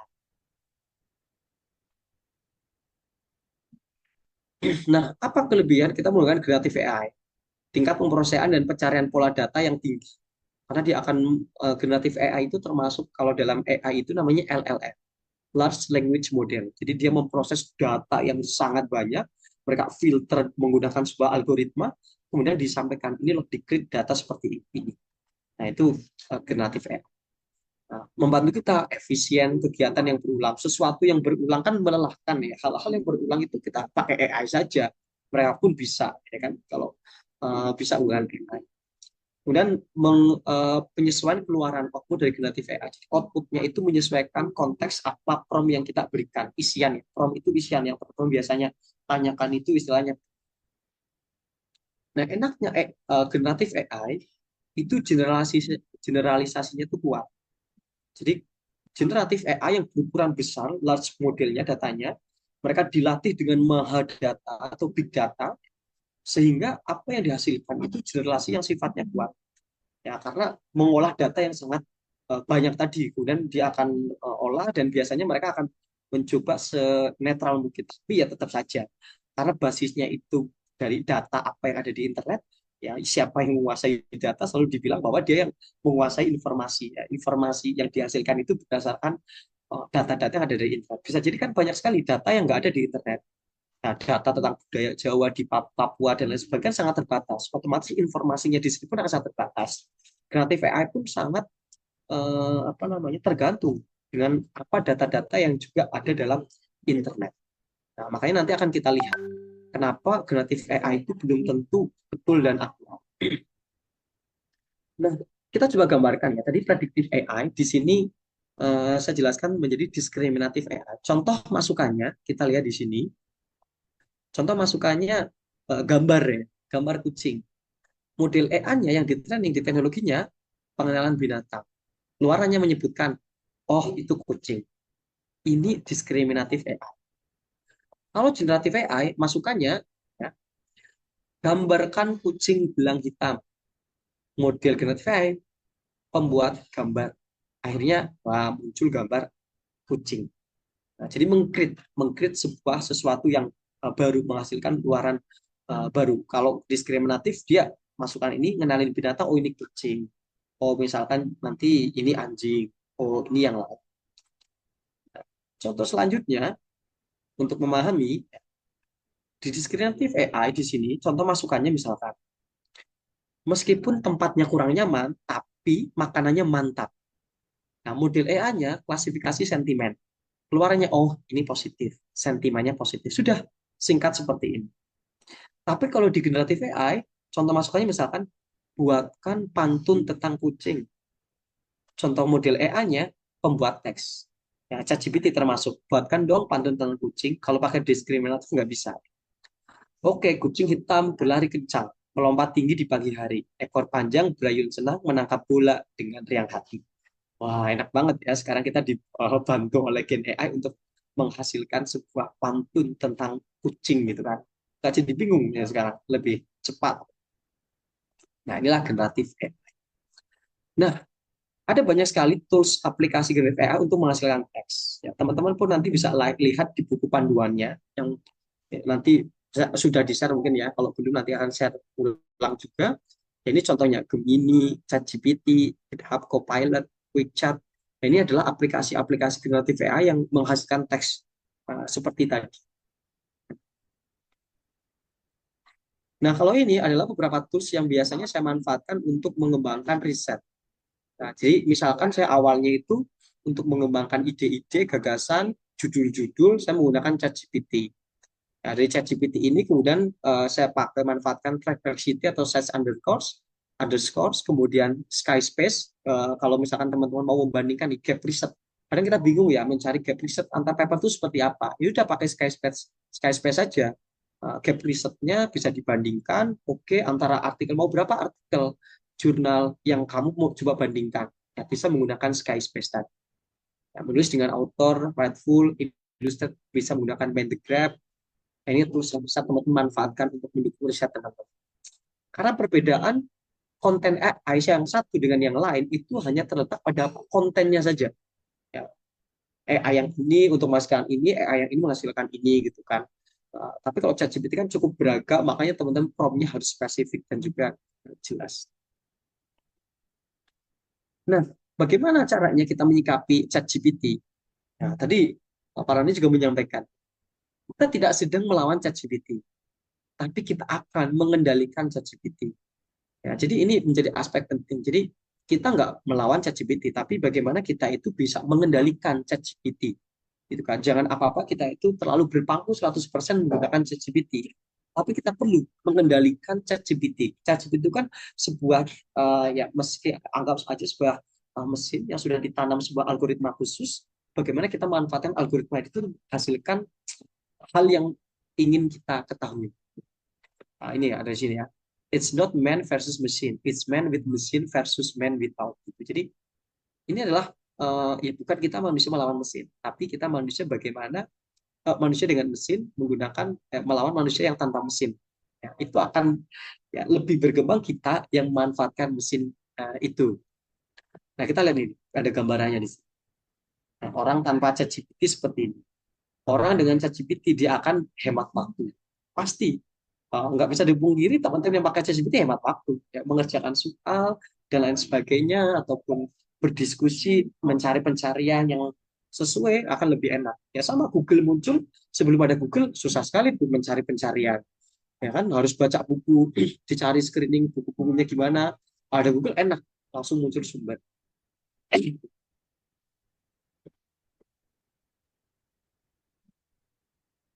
Nah, apa saja kemampuan yang dimiliki oleh ChatGPT yang bisa kita manfaatkan? Language generation, menjawab pertanyaan, text completion, language translation, kemudian juga meringkas. Makanya kemarin ada yang bilang, waduh gimana nih, pekerjaan sebagai translator sudah tergantikan oleh ChatGPT. Google Translate sudah mulai dilupakan, lebih enak pakai ChatGPT. Konteksnya bisa kita rubah. Tolong dong translate ini sesuai gaya komedi. Tolong dong translate ini dan juga paraphrase sesuai gaya standar akademik, sesuai dengan biar cocok dimasukkan jurnal internasional misalkan. Ya kan? Jadi punya kemampuan yang memang jauh lebih tinggi daripada translator yang biasa kita pakai karena memanfaatkan dari AI tadi. Ya bisa tadi tanya jawab dengan AI, teman-teman bingung sesuatu coba tanya, kita lihat hasilnya kayak gimana. Apakah terus membantu? Ya, dari eksplorasi menggunakan ChatGPT, bagaimana jawaban? Apakah ChatGPT memuaskan? Pertanyaannya kadang memuaskan, kadang enggak. Kenapa kadang enggak memuaskan? Karena lagi-lagi ChatGPT itu mempunyai keterbatasan. Istilahnya itu adalah AI hallucination. Jadi karena apa yang dihasilkan oleh ChatGPT itu hasil dari pengumpulan data yang sangat besar, bisa jadi dia akan menghasilkan sesuatu yang outputnya itu nonsensical dan juga inaccurate. Beberapa itu informasinya nggak akurat yang dihasilkan oleh ChatGPT. Bisa jadi sumber referensinya ternyata diklik itu nggak ada. Kemudian singkatan-singkatan beberapa juga bisa jadi nggak tepat, padahal itu sesuatu yang sudah umum. Nah ini, misalkan, jelaskan tentang project based learning. Pasti teman-teman di pendidikan sudah tahu bahwa project based learning singkatan umumnya misalkan adalah PJBL, bukan PBL. PBL itu kan problem based learning. Ya kan, di sini singkatnya PBL. Kita bisa minta koreksi, salah. Problem based learning itu disingkat PBL. Project based learning itu PJBL. Nah, saya akan menyampaikan terima kasih atas klarifikasinya. Berikut adalah penjelasan mengenai perbedaan antara problem based learning dan project based learning. Nah, jadi beberapa informasi pun nggak akurat. Nah, jadi teman-teman harus punya kemampuan juga menganalisa apakah kira-kira jawabannya itu tepat atau enggak. Bisa jadi hasil analisanya pun kurang tepat. Jadi perlu pemahaman lebih dalam juga terkait hasil yang dihasilkan oleh ChatGPT. Nah, jadi AI sifatnya membantu dan memberikan referensi tambahan bagi kita. Hasil yang dibutuhkan ChatGPT masih membutuhkan kecerdasan manusia untuk mengolahnya. Nah, contohnya misalkan, ini saya buatlah pendahuluan tentang VR in library, satu paragraf beserta referensinya. Nah, ini referensi-referensinya. Ketika dicek, saya nggak menemukan referensi ini. Ternyata nggak ada. ChatGPT itu mengarang, ya, seolah-olah itu referensinya ada. Ya, tapi sekarang memang sudah cukup real time, jadi bisa lebih akurat. Jadi dikembangkan terus ya. Kan ChatGPT sekarang sudah ada versi 4.0, saya sekarang menggunakan premium, jadi bisa lebih akurat. Tingkat akurasinya lebih tinggi. Jadi tetap harus teman-teman dicek, jangan asal pakai ini referensinya di copy paste. Harus dicek, dibaca lagi bener enggak. Nah, kemudian kita sebagai dosen atau teman-teman yang nggak pengen ketahuan ini pakai ChatGPT ataupun enggak. Nah, ini adalah ChatGPT checker. Jadi bisa ngecek lah apakah tugas mahasiswa itu menggunakan ChatGPT atau enggak ya. Ini beberapa aplikasi ataupun platform yang bisa dipakai kita untuk mengecek apakah konten tugas-tugas mahasiswa itu menggunakan AI atau enggak. Jadi ada AI content detector. Walaupun setelah saya coba lihat kadang itu ya karena masih terus berkembang ya, dia nggak bisa secara akurat pun menganalisa bahwa walaupun itu dihasilkan oleh AI, tapi tools platform ini tetap menganggap ini human, kayak ini bahasa manusia gitu. Jadi ada tingkat akurasinya pun belum 100% akurat gitu. Tapi ini membantu lah. At least ini bisa membantu mendeteksi apakah yang dihasilkan oleh mahasiswa itu menggunakan AI atau tidak. Nah, bagaimana panduannya? Ini panduan UNESCO dalam menggunakan ChatGPT. Nah, kita lihat teman-teman. Kalian mulai di sini. Apakah penting jika keluarannya akurat? Ya. Apakah penting ya? Jadi kita melihat dulu. Ketika keluaran yang dihasilkan oleh ChatGPT itu penting nggak sih akuratnya? Kalau nggak begitu penting, ya aman untuk menggunakan ChatGPT. Tapi kalau hasil luarannya kita anggap sesuatu yang penting, ya kita lihat apakah apakah Anda memiliki kemampuan untuk memverifikasi bahwa keluarannya akurat. Ya, jadi kalau misalkan kalian ingin bertanya sesuatu yang penting kan, kayak soal algoritma matematika atau bahasa Indonesia sesuatu yang kompleks ya, kompleks dan juga sangat mendalam, itu kan, ingin sesuatu yang akurat, itu kan, teman-teman harus juga punya kemampuan dirinya untuk bisa nggak sih memverifikasi keakuratannya itu, ya kan? Kalau kalau tidak, oh berarti tidak aman untuk menggunakan ChatGPT. Bisa jadi hasilnya itu nggak bagus. Tapi kalau belum, ya teman-teman bisa belajar lah, memahami, ya, untuk bisa menganalisa. Kalau misalkan teman-teman punya kemampuan, ya, di sini ada ya kemampuan, apakah Anda mampu dan bersedia bertanggung jawab penuh secara hukum, moral, dan lain-lain atas ketidakakuratan yang terjadi? Ya, jadi kalau misalkan teman-teman merasa bahwa punya kemampuan untuk memverifikasi bahwa oh ini kayaknya informasi jawabannya akurat nggak, teman-teman harus siap bertanggung jawab bahwa apa yang dihasilkan di sini itu teman-teman bisa tanggung jawab secara moral, hukum, atau lain-lain. Kalau bisa jadi ada yang nggak akurat, itu sudah menjadi tanggung jawab teman-teman. Kalau iya, ya teman-teman memungkinkan untuk menggunakan ChatGPT. Nah, kalau kan beberapa hanya asal menggunakan, teman-teman nggak memverifikasi, hanya dikumpulkan. Dan ketika ditanya, teman-teman ternyata nggak bertanggung jawab gitu kan secara moral dan lain sebagainya. Jadi nggak aman teman-teman menggunakan ChatGPT. Nah, tetap nih, ya, pastikan memverifikasi setiap kata dan kalimat yang dihasilkan akurat dan logis. Jadi tetap apa yang dihasilkan jadi dibaca baik-baik, betul-betul betul atau enggak, akurat atau enggak kira-kira. Kalau enggak, tanya lagi, cari prompt lagi yang bisa lebih akurat. Kalau sudah akhir, ya tetap teman-teman harus coba perbaiki juga. Itu tadi tentang generatif AI. Kemudian pemanfaatan Gen AI dalam pendidikan. Nah, ini adalah kerangka kerja untuk memanfaatkan generatif AI dalam pendidikan. Ya, kita lihat di sini gagasan besarnya memanfaatkan fleksibilitas generatif AI dengan desain pendidikan berbasis bukti. Aplikasi pendidikannya teman-teman bisa manfaatkan AI ini untuk pembuatan konten, agen percakapan, penambahan data teks. Rekayasa prompt-nya, nah ini teman prompt itu ketikan ya, masukan yang dari teman-teman itu prompt. Jadi bisa nggak sih menjadi pemicu rantai pemikiran, pemicu zero shoot atau few shoot, memicu memperbaiki pemicu teman-teman ketika ChatGPT menghasilkan sebuah luaran, teman-teman coba perbaiki. Ya, perbaiki, oh ini sudah belum begitu akurat, tanya lagi sesuai konteks yang lebih detail lagi, gitu.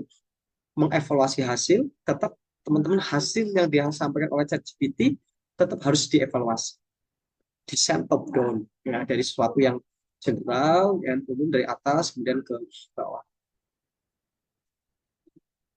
Nah, apa kira-kira yang teman-teman mahasiswa bisa manfaatkan menggunakan ChatGPT ataupun kreatif AI, nggak hanya ChatGPT, ya.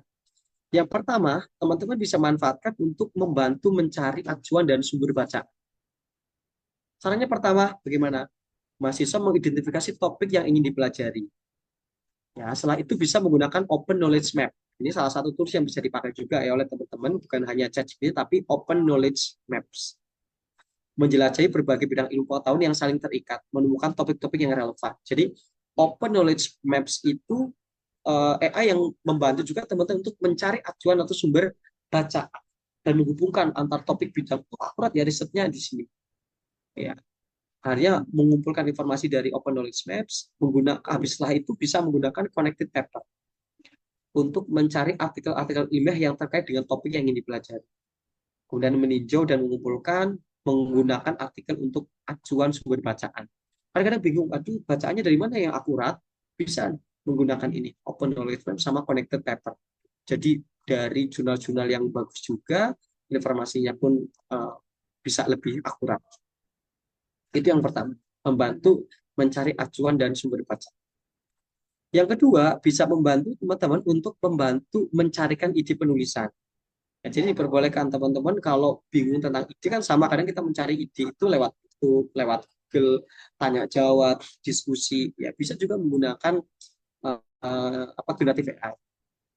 Pertama sama identifikasi topik yang ingin ditulis. Ya, saya ingin menulis tentang ya, pantun, puisi, ya. Kemudian masuk ChatGPT, masukkan prompt deskriptif berupa pertanyaan yang relevan sesuai dengan topik yang dipilih. Nah, kemudian meninjau ide penulisan. Oh, idenya nggak cocok nih, tanya lagi. Coba dong dalam konteks lokal di daerah Jogja misalkan, gitu kan. Kemudian bagaimana sih perkembangan sastra di Solo misalkan, gitu kan. Nah, ini boleh. Kemudian memilih ide yang paling relevan dan menarik. Jadi setelah kita berdiskusi dengan ChatGPT, mencari ide, gagasan, penulisan, dan lain sebagainya, kalian yang tetap akan memilih ya, ide yang paling relevan dan menarik itu apa. Aku bisa kombinasi. Kadang beberapa ide itu muncul ya, direkomendasikan oleh AI. Tapi kok kita nggak ada yang cocok. Ya kita kombinasi aja sendiri, beberapa ide-ide ini. Kemudian bisa gunakan ide itu dipilih sebagai kerangka dasar. Kemudian kembangkan penulisan sebagai berdasarkan kerangka dasar tadi. Tetap harus dievaluasi, pilih ide yang paling menarik. Nah, ini yang kedua, bisa membantu memberikan ide penulisan. Yang ketiga, yang kita bisa manfaatkan AI untuk membantu penulisan dan menyusun presentasi multimedia. Nah, sama kemarin itu saya diminta untuk membuat micro learning gitu kan, pembelajaran mikro sekitar 4 sampai 5 menit.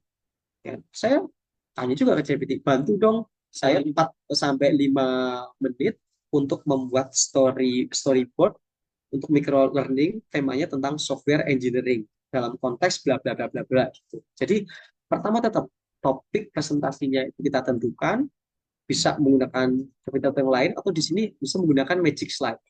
Nah, ini langsung. Kalau Magic Slide langsung masukkan prompt, kata kuncinya apa, kemudian dapat teman-teman draft awal presentasinya didapat. Jadi Magic Slide itu akan memberikan saran desain slide yang sesuai dengan tema. Oh, temanya tentang teknologi, tentang bahasa misalkan, atau kontennya juga nanti akan direkomendasikan. Nah, ini bisa menggunakan Magic Slide. Atau kalau Skyspace, teman-teman sudah punya bahannya, jurnal mana sih yang kita nggak paham, kita pengen tanya lebih detail, atau membuat presentasinya pun bisa menggunakan Skyspace. Jadi bisa membantu teman-teman dalam menyusun presentasi di media juga. Yang keempat, menghasilkan materi latihan belajar. Nah, sekarang kan teman beragam ya, sumber belajar itu bermacam-macam. Dan kita bisa manfaatkan generatif AI itu pun untuk sumber belajar. Lagi-lagi yang pertama perlu dilakukan oleh mahasiswa adalah mengidentifikasi topik yang ingin dipelajari. Aku pengen belajar apa? Oh, saya pengen belajar tentang pemanfaatan AI dalam sastra Indonesia, itu ngapain aja? Silahkan, buatlah prompt untuk meminta, ya, misalkan soal latihan yang relevan dengan topik yang dipilih. Oke, saya pengen mau latihan belajar soal-soal terkait dengan penulisan yang tepat, bahasa yang tepat. Nah, kemudian soal-soal yang dihasilkan itu bisa untuk belajar dan berlatih. Tolong berikan saya soal-soal berbasis high order thinking skill dalam konteks sastra dan bahasa Indonesia misalkan. Ya, kemudian kita coba jawab. Bisa nggak ya kita menjawab dengan tepat? Misal, itu akan melatih critical thinking kita. Jadi kita bisa manfaatkan generatif AI itu untuk memberikan atau menghasilkan materi latihan belajar. Kemudian yang kelima di sini, ini membantu memahami materi belajar yang sulit. Kalau saya nggak pakai ChatGPT untuk memahami materi belajar yang sulit, pakainya Skyspace.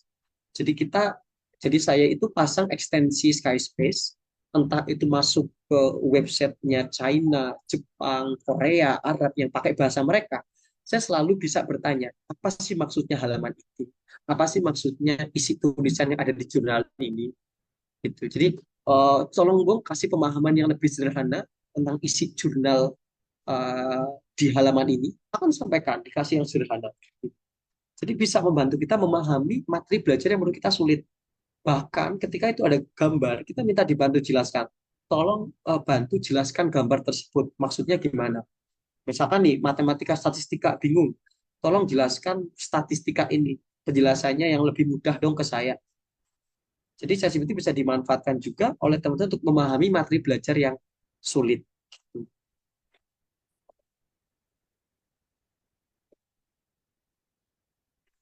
Nah, kemudian itu beberapa pemanfaatan yang bisa dimanfaatkan oleh mahasiswa. Nah, bagaimana prinsip pemanfaatan generatif AI? Nah, ini pun sama. Ini saya ambil dari buku panduan, referensinya belum saya masukkan ke sini. Nah, prinsip yang pertama, menjamin keamanan dan keselamatan. Jadi ada 9 prinsip pemanfaatan generatif AI. Pertama, menjamin keamanan dan keselamatan. Apa yang boleh dilakukan?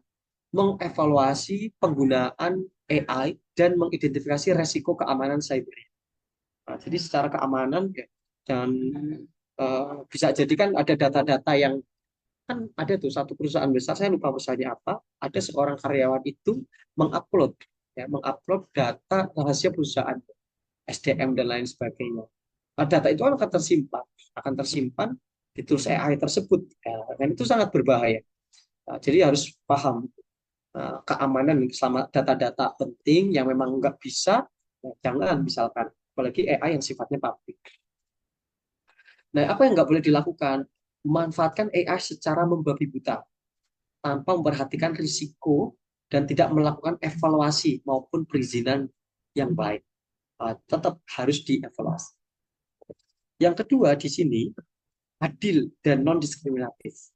Jadi secara kritis mengidentifikasi bias yang dihasilkan oleh AI. Karena tadi ada yang namanya AI hallucination. Jadi lihat, teman-teman tetap punya kewajiban mengidentifikasi hasil yang di luaran yang dihasilkan oleh AI. Karena apa ini? Yang nggak boleh dilakukan, menganggap hasil AI selalu akurat dan mempercayai keluaran tanpa sikap kritis. Ini dong, jangan. Nah, karena belum tentu betul. Yang ketiga, prinsipnya adalah berkelanjutan. Nah, jadi menggunakan alat bantu seperti prompt-nya efektif, menghindari ketergantungan terhadap teknologi. Oke, boleh menggunakan ChatGPT, tetapi gunakan prompt yang efektif. Terus ditanya, terus dijawab, ya kan, sampai ketemu yang kira-kira informasinya itu paling akurat, dan hindari kita ketergantungan terhadap teknologi. Jadi jangan sepenuhnya pun kita bertangku sama teknologi. Ya, kalanya kita tetap harus human intelligence itu harus terus, critical thinking kita pun harus terus digunakan. Nah, apa yang nggak boleh dilakukan? Eksploitasi gen AI untuk tujuan yang tidak penting dan tidak menerapkan keahlian prompt engineering yang baik. Jadi perlu yang namanya prompt engineering. Nah, kalau di panduan kan nanti juga ada tuh panduannya, bagaimana sih prompt engineering yang baik. Jadi misalkan nggak hanya bertanya, jelaskan tentang perubahan iklim, tapi ada konteks sebagai ilmuwan, coba berikan penjelaskan terkait dengan perubahan iklim dan lain sebagainya, lebih detail. Yang keempat, melindungi hak dan data pribadi. Ya. Nah, jadi prinsipnya melindungi hak dan data pribadi. Hanya memasukkan prompt yang tidak mengandung data sensitif kayak tadi, ya, keamanan termasuk tadi itu keamanan data, ya, data-data sensitif itu jangan dimasukkan. Ya, nggak boleh dilakukan memasukkan segala jenis data secara tidak bertanggung jawab tanpa izin atau consent. Ya. Kemudian yang kelima, memastikan beban tanggung jawab dari setiap tahap dalam siklus hidup sistem AI tetap pada manusia. Jadi kita yang harus dilakukan adalah secara kritis tetap menilai dampak AI bagi emosi dan kehidupan manusia, tidak menggantikan manusia. AI itu tidak menggantikan manusia, ya, teman-teman. Jadi jangan menganggap bahwa AI ini wah sudah kayak manusia, akhirnya emosi dan hal kita itu selalu kita acukan kepada teknologi. Ya, tetap ya kita secara kritis ngerti, oh dampak AI itu kayak gini, nggak boleh kita itu menggantikan peran-peran manusia secara penuh itu dengan AI. Yang keenam, transparan dan dapat dijelaskan, ya, menggunakan alat bantu gen AI yang jelas transparansinya, tidak memedulikan aspek transparansi ini yang nggak boleh dilakukan. Karena teman-teman wajib mengetahui ya, kalau misalkan kayak Canva ya, teman-teman pasti sering menggunakan Canva. Canva kan juga ada AI-nya, image Canva itu. Itu ada keterangan bagaimana aturan penggunaan AI mereka. Boleh nggak sih kita menggunakan hasil yang dikit oleh Canva untuk produk kita, Canva menyatakan boleh-boleh saja.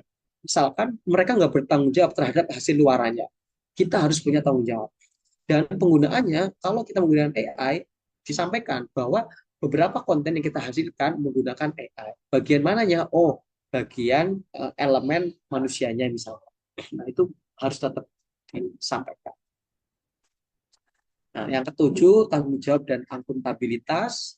Yang kedelapan, kesadaran dan literasi tentang Gen AI-nya pun harus bagus. Meningkatkan literasi, ya tentunya ya seperti yang sekarang dilakukan. Meningkatkan literasi Gen AI bagi diri sendiri dan lingkungan. Jadi yang nggak boleh dilakukan itu tidak membentuk pola pikir yang tepat dengan materi sehingga tidak menganggap penting literasi Gen AI. Jadi anggap literasi tentang AI itu menjadi aspek penting sekarang. Yang kesembilan, kolaborasi dan pengaturan secara adaptif melibatkan banyak pemangku kepentingan. Jadi coba lakukan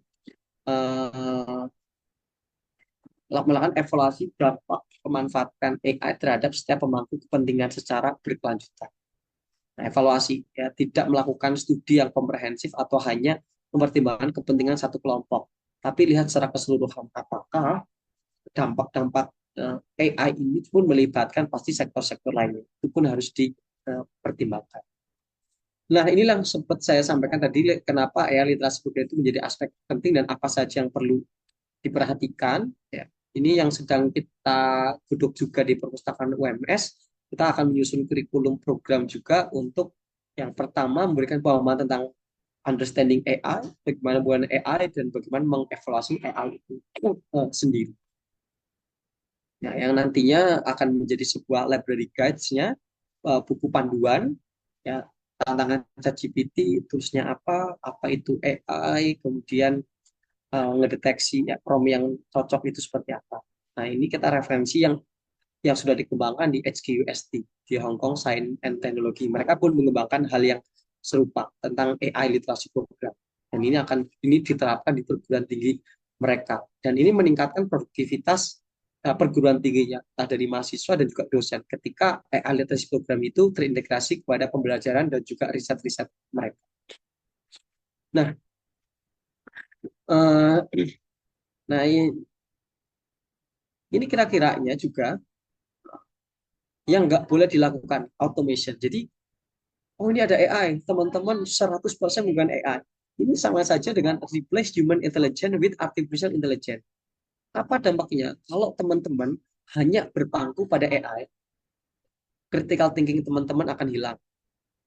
Originalitasnya itu juga dipertanyakan.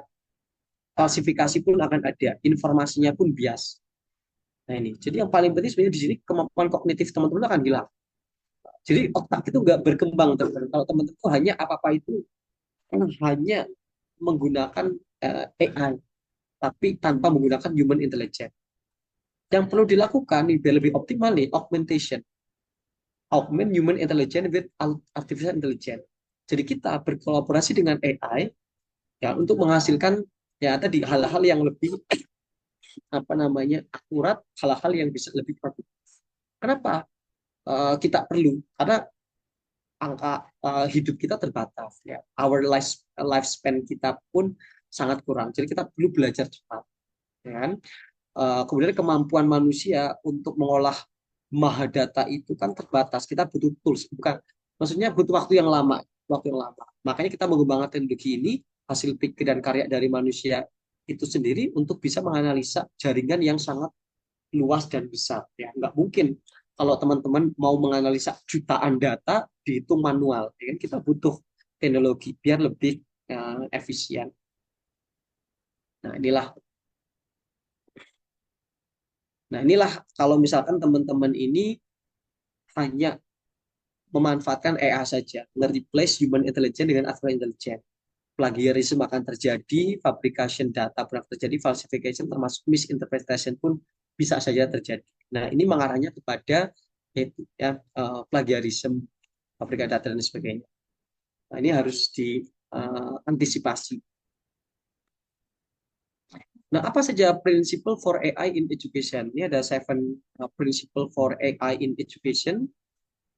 Jadi, tujuan. Yang jelas AI ini digunakan untuk membantu kalian mahasiswa to achieve educational goal, teman-teman. Apa sih capaian pembelajaran? Harus kan setiap mata kuliah ada capaian pembelajaran, teman-teman. Coba deh belajar memahami capaian pembelajaran itu, kemudian apa saja yang perlu dipelajari. Wah, enak banget tuh. Belajar dengan AI pun sangat enak ya kan, tapi tetap nanti harus dievaluasi. Nah, ya, ada knowledge-nya, AI literasi tadi, kenapa teman-teman pun harus bisa mengevaluasi, punya integritas akademik yang baik, gak hanya menggunakan ChatGPT copy paste, ya itu jelas plagiarism, dan lain sebagainya. Nanti bisa dibaca lebih dekat. Nah, ini the use of generative AI in this discovery and research. Ini saya ambil dari Elsevier. Kalau ini beberapa hal yang perlu diperhatikan lah, nanti bisa dibaca tersendiri.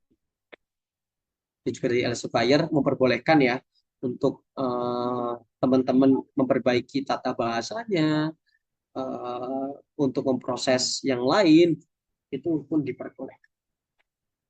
Harus dibaca. Setiap penerbit jurnal pun nggak semuanya memperbolehkan ya saya rasa, tapi perbolehkannya pun terbatas ya, jadi harus dilihat batasan-batasannya juga. Nah, ini pun sama ya, kalau di luar negeri, di Amerika Serikat itu ada yang namanya fair use, jadi the fair use doctrine. Jadi melihat penggunaan itu kira-kira bijak atau enggak itu bisa dilihat dari apakah porsi yang kita gunakan dari materi original itu sesuai dengan kebutuhan, ya. Apakah kerjaan kita itu hasil dari memberikan kritik tertentu untuk pendidikan juga bermanfaatan atau enggak, dan manfaatnya juga seperti apa, itu harus diperhatikan. Ini adalah aspek-aspek yang perlu teman-teman perhatikan ketika menggunakan sebuah karya, suatu karya orang lain. Ini kalau dalam konteks melihat di tempat lain ya, tapi saya rasa yang sebelum-sebelumnya pun sudah jelas. Nah, ini dukungan transparansi generatif AI di lingkup pendidikan tinggi. Jadi cakupan transparansi, misalkan di sini keluaran yang dihasilkan oleh gen AI-nya itu adalah gambar, audio, video termasuk deepfakes. Yang harus dilakukan oleh dosen sama mahasiswa apa? Dosen dan mahasiswa yang menggunakan keluaran generatif AI wajib secara jelas diberi label sebagai AI generated agar mudah dikenali. Nah, misalkan tadi kan saya beberapa ilustrasi, saya tulis tuh created by Canva AI misalkan. Jadi biar nggak ada kesalahpahaman bahwa oh ini yang menghasilkan itu adalah AI. Kemudian jadi transparansi ya disampaikan ya tadi.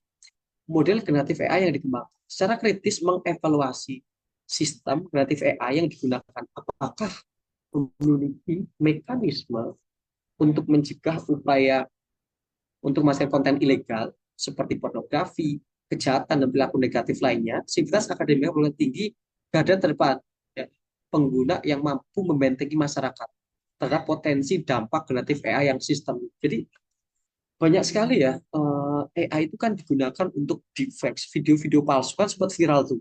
Oh, Pak Jokowi menggunakan bahasa Mandarin, Arab, dan lain sebagainya. Seperti ngomong asli, berpidato pakai bahasa asing asli. Tapi itu bukan hal yang betul gitu kan, sesuatu yang palsu gitu. Jadi harus bisa melihat konten-konten ilegal. Atau kan muncul juga beberapa orang itu menggunakan AI itu untuk masukkan foto artis orang terkenal itu menjadi objek pornografi ini. Jadi sangat berbahaya karena orang nggak melakukan, dia gunakan ya kan untuk karakter, akhirnya gunakan fotonya dilakukan sebagai tindak kejahatan. Jadi ini pun akan sangat berbahaya gitu, dan itu harus dicegah juga penggunaannya. Nah, kemudian yang ketiga, mengandung data yang dilindungi hak intelektual. Dosen dan mahasiswa wajib menjunjung etika intelektual dan melindungi hak atas kekayaan intelektual. Ketika ia mengetahui bahwa suatu model generatif AI tidak secara transparan mempublikasikan rangkuman data HKI yang digunakan, maka secara kritis bertanggung jawab untuk menginformasikan hal tersebut agar transparansi sistem AI dapat ditetapkan. Nah, ini harus dilihat juga apakah AI ini kayaknya melanggar nih, nggak tepat nih. Nah, terakhir saya pun sempat memposting ya, yang dikembangkan oleh mahasiswa Harvard itu menggunakan kacamata pintar untuk praktek doxing. Jadi mengidentifikasi informasi pribadi hanya menganalisa wajahnya. Saya ketemu orang di jalan, misalnya kemudian langsung keluarganya ini, tanggal lahirnya ini, dia tinggal di sini. Oh, itu mengerikan sekali. Orang itu sekarang hanya ketemu berpapasan saja, menggunakan AI itu sudah ngerti bahwa orang ini data lengkapnya itu seperti apa. Nah, itu kayak sudah nggak ada rahasia lagi. Ya kan, kalau misalkan hal-hal itu dipraktekkan, nah itu batasan yang nggak boleh melanggar. eh, ya. Mungkin itu nanti kita bisa lanjutkan dengan tanya jawab. Ya, tadi ini salah satu hal yang disampaikan oleh dari MIA, akan dari MIA, bahwa AI is going to change everything about how we work at universities, particularly in the teaching, but also in the research. I don't think we have to get to scratch the surface of what that look like. Jadi silakan teman-teman, AI memang saya rasa akan merubah banyak hal, termasuk bagaimana kita bekerja nanti di perguruan tinggi, pembelajarannya, riset dan lain sebagainya. Dan ini langkah yang baik sekali untuk kita belajar memahami batasan-batasan penggunaannya juga secara tepat dan juga bijak. Kira-kira seperti itu, Pak Hasrul. Terima kasih. Saya kembalikan. Oke, terima kasih Pak Dika. Luar biasa sekali ya teman-teman. Berikan aplaus untuk Pak Dika yang telah memaparkan begitu lengkap terkait dengan berbagai informasi mengenai penggunaan AI, kemudian juga pemanfaatannya dan bagaimana memanfaatkan AI tersebut untuk membantu dalam segala hal yang tentunya berkaitan dengan kehidupan kita sebagai mahasiswa maupun nanti teman-teman ke depan akan menjadi seorang pendidik, baik itu guru maupun dosen ataupun sebagai peneliti. Sehingga harus ada tanggung jawab moral dalam menggunakan atau memanfaatkan AI tersebut. Oke, silakan teman-teman bisa memberikan pertanyaan terkait dengan materi kita pada siang menjelang sore hari ini, karena ini tentunya nanti akan membantu teman-teman dalam segala hal, baik itu untuk mengerjakan tugas maupun untuk menyelesaikan skripsinya. Dan tentu tadi sudah sangat jelas dipaparkan oleh Pak Dika bahwasanya kita tentu harus tetap mempelajari, mengevaluasi apa yang sudah kita temukan di dalam AI tersebut, baik itu ChatGPT maupun yang lainnya. Silakan teman-teman, saya buka sesi pertanyaan, bisa bertanya melalui chat yang tersedia atau juga bisa bertanya secara langsung dengan raise hand. Nah, ini sepertinya sudah ada pertanyaan tadi nih Pak Dika dari Mbak Widya Eksandra. Ya. Nah, ini nampaknya Pak Dika, apakah Discord masuk ke dalam AI ya? Nah, ini. Oh ya. Monggo Pak Dika bisa dijawab sambil menunggu pertanyaan-pertanyaan lainnya. Terima kasih Pak Hasrul dan Mbak Widya, atau Mas ya, Alexandra. Mbak. Oh, Mbak ya, Mbak Widya. Oke, Mbak Widya, terima kasih. Pak, Discord juga termasuk di dalamnya. Sebenarnya kalau Discord sendiri, sepemahaman saya itu bukan dalam AI, tetapi Discord menggunakan beberapa tools AI untuk fitur-fiturnya. Jadi kalau Discord-nya itu bukan, tetapi dia memanfaatkan beberapa tools AI di dalam Discord itu sendiri. Ya, contohnya mereka itu menggunakan teknik peningkatan audio gitu kan beberapa kita pun menggunakan tuh noise namanya itu suppression gitu kan. Itu salah satu teknik yang meningkatkan kualitas audionya itu menggunakan AI. Jadi beberapa platform itu bisa jadi dia bukan secara keseluruhan itu AI, tapi mereka menggunakan beberapa fiturnya itu ada AI itu sendiri. Kayak Zoom ini kalau ditanya Zoom ini AI bukan?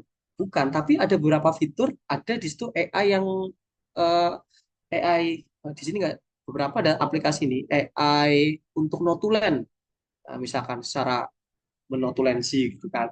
Nah itu jadi sama kayak Discord tadi, Discordnya sendiri bukan, tapi dia Discord sendiri memanfaatkan beberapa AI di dalam fitur Discord itu sendiri. Sama-sama Mbak Widya. Ya. Oke, begitu ya Mbak Sandra eh, jawabannya. Mungkin teman-teman ada lagi, silakan. Misalkan ada yang ingin bertanya terkait dengan AI tersebut, silakan. Masih ada waktu ya 5 menit lagi ya. Monggo silakan teman-teman. Bisa dimaksimalkan mumpung bertemu dengan pakarnya ini, Mas Dika, yang sudah banyak menulis tentang artificial intelligence, baik itu di jurnal nasional maupun di jurnal bereputasi tadi dipaparkan ada 6 ya Pak Dika yang sudah termuat di Q1 ya teman-teman. Silakan teman-teman masih ada waktu. Ini tentunya sangat banyak informasi yang saya peroleh juga ini Pak Dika terkait penggunaan AI. Jadi saya juga itu kadang agak takut ketika ingin mengompres hal-hal yang tentunya penting ya, menggunakan bantuan dari AI seperti mungkin mengompres file yang tentunya penting seperti mungkin draft proposal atau mungkin terkait dengan gambar yang di dalamnya itu ada juga KTP atau KK. Nah, itu kan saya kadang agak sedikit takut kalau meminta bantuan lewat internet. Takutnya nanti teknologi itu menyimpan data kita sehingga nanti suatu saat kalau orang mencari tentang kita bisa jadi itu yang akan dimunculkan. Itu jadi memang kita harus berhati-hati dalam menggunakan segala aktivitas yang ada di dalam internet begitu. Silakan teman-teman, masih ada waktu untuk bertanya atau mungkin ada Bapak Ibu dosen yang bergabung bisa bertanya juga. Izin bertanya, Bapak. Oke, silakan Mbak, langsung saja. Baik, sebelumnya terima kasih kepada Pak Dika atas penjelasan materinya yang sangat luar biasa. Perkenalkan, nama saya Nenden Nulan dari PBSI Angkatan 21. Izin bertanya sebelumnya, Bapak. Saya saat ini sedang proses pembuatan tugas akhir, di mana memang awalnya saya menggunakan AI, yaitu ChatGPT, untuk mencari ide-ide atau topik-topik yang mungkin akan saya jadikan tugas akhir. Nah, mungkin dengan kemudahan yang ditawarkan oleh AI sendiri itu menjadi sebuah kebiasaan bagi Gen Z ya, Pak. Jadi Gen Z kan suka yang mudah-mudah termasuk saya. Jadi yang ingin saya tanyakan bagaimana sih Pak caranya agar kita tidak terbiasa atau mungkin tidak sedikit-sedikit pakai AI, sedikit-sedikit pakai AI. Jadi ada balance-nya AI antara AI dengan literasi menggunakan jurnal-jurnal terpercaya. Dan mungkin saya sendiri mungkin gampang terpengaruh dengan tata kosakata dari AI yang mungkin kosakatanya itu bagus. Nah, saya biasanya itu terpengaruh ini valid atau tidak. Saya gampang percaya gitu, Pak. Nah, bagaimana sih, Pak, cara kita memvalidasi sumber dari AI, apakah itu sumbernya dapat terpercaya atau enggak? Nah, itu kita memvalidasinya dengan cara apa, Pak, dan di mana gitu sumbernya? Mungkin itu, Pak. Terima kasih. Oke, terima kasih. Terima Dan kasih. bisa langsung dijawab, Pak Dika. Ya, oke, wah luar biasa sekali Mbak Nenden pertanyaannya ya, dan itu betul apa yang juga dirasakan dan dialami oleh teman-teman mahasiswa ya. Nah, kita tuh sekarang itu gen siapa lagi kan generasi yang memang sudah digital native ya, mereka tuh nggak bisa lepas dari namanya teknologi dan mereka tuh suka sesuatu yang instan dan cepat. Ya, kalau misalkan dulu Pak Hasrul ataupun saya mau nunggu kabar, misalkan lewat berita ya kan, bukan lewat berita ya, lewat surat kan menunggu 2 minggu atau 1 bulan orang tua kita. Kita sabar tuh menunggu sebulan 2 bulan. Tapi generasi sekarang baru semenit berapa detik nggak dibalas pun rasanya khawatir kok kamu berapa detik nggak dijawab ya, gitu kan. Jadi itu bukti bahwa mereka tuh maunya yang cepat gitu. Nah, gimana biar kita itu nggak begitu tergantung sekali berlebihan sama yang namanya AI. Ya. Yang pertama yang bisa dilakukan, teman-teman mulai biasakan belajarannya itu berbasis masalah.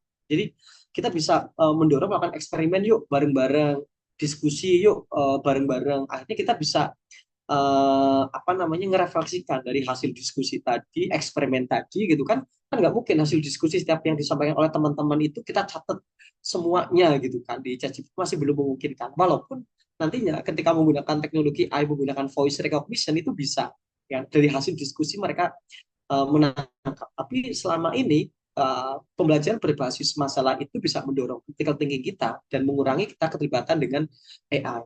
Yang berikutnya yang bisa dilakukan itu coba terus berlatih berpikir kritis dan analitis. Jadi fokus utamanya AI itu sama tempatkan misalkan seperti Google. Ketika Google muncul, kita mencari pencarian, kan nggak secara otomatis kita percaya hasil yang muncul di atas itu kok dari blogspot gitu kan. Kita harus berpikir kritis. Mengverifikasi, mengevaluasi bahwa apa yang hasilnya itu betul atau enggak. Dan tadi muncul pertanyaan, gimana kita mau verifikasi hasilnya ini betul atau enggak? Berarti di pertanyaan kedua ya. Yang ketiga, diskusilah kelompok dengan teman-teman yang lain ataupun dengan dosen ya. Dari hasil AI tadi, diskusikan ya. Diskusikan kayak, hasilnya kayak gini ya. Jadi nggak hanya, saya sering mendiskusikan hasil apa yang dihasilkan oleh ChatGPT dengan mahasiswa. Ayo coba kita cari di ChatGPT. Oke, yuk kita analisa. Kenapa hasilnya seperti ini? Ayo kita diskusikan. Nah, jadi mengajak justru hasil dari ChatGPT itu kita diskusikan bersama. Bila ketika thinking itu tetap iya, dan akhirnya kita menyadari bahwa iya ya, ada beberapa hal itu nggak bisa kita langsung percayai. Akhirnya kita sadar. Kemudian yang bisa dilakukan yang keempat itu pengembangan proyek nyata atau eksperimen lapangan. Nah, saya rasa kalau kita ada proyek-proyek lapangan yang kita lakukan ya tanpa melibatkan AI, itu akan membantu kita juga biar kita tuh lepas. Kan kenapa kita ajarkan anak-anak kita, misalkan anak kecil itu jangan terus main HP. Apa kalau nggak main HP? Coba main tradisional yang lain. Sudah susah. Ya coba alternatif yang lain. Sama. Kita membatasi diri kita, cari proyek eksperimen, misalkan ikut komunitas di luar sana gitu kan. Ya, itu akan mengaplikasikan ilmu kita kan. Yaitu ChatGPT AI itu membantu kita saja, tapi kita nggak berpangku tangan. Nah, yang kedua, tadi bagaimana memvalidasi sumber informasi yang dihasilkan AI itu betul atau enggak. Yang pertama, verifikasi sumber itu mencari di jurnal. Kan, misalkan informasi tadi, coba kasih referensinya. Klik, referensinya tadi dicari, jurnalnya ada enggak, tulisannya ada atau enggak.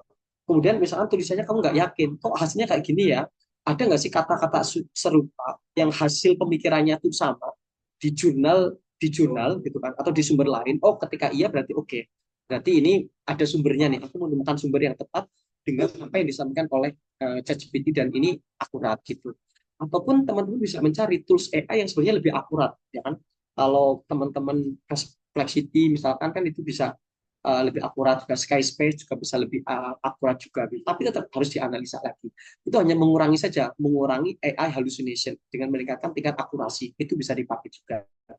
Kemudian coba bandingkan dengan sumber lain, apakah yang dihasilkan misalkan di satu ChatGPT di sistemnya LLM dengan misalkan kita bandingkan dengan Skyspace, apakah hasilnya itu mirip dan relevan? Kenapa ini bisa berbeda?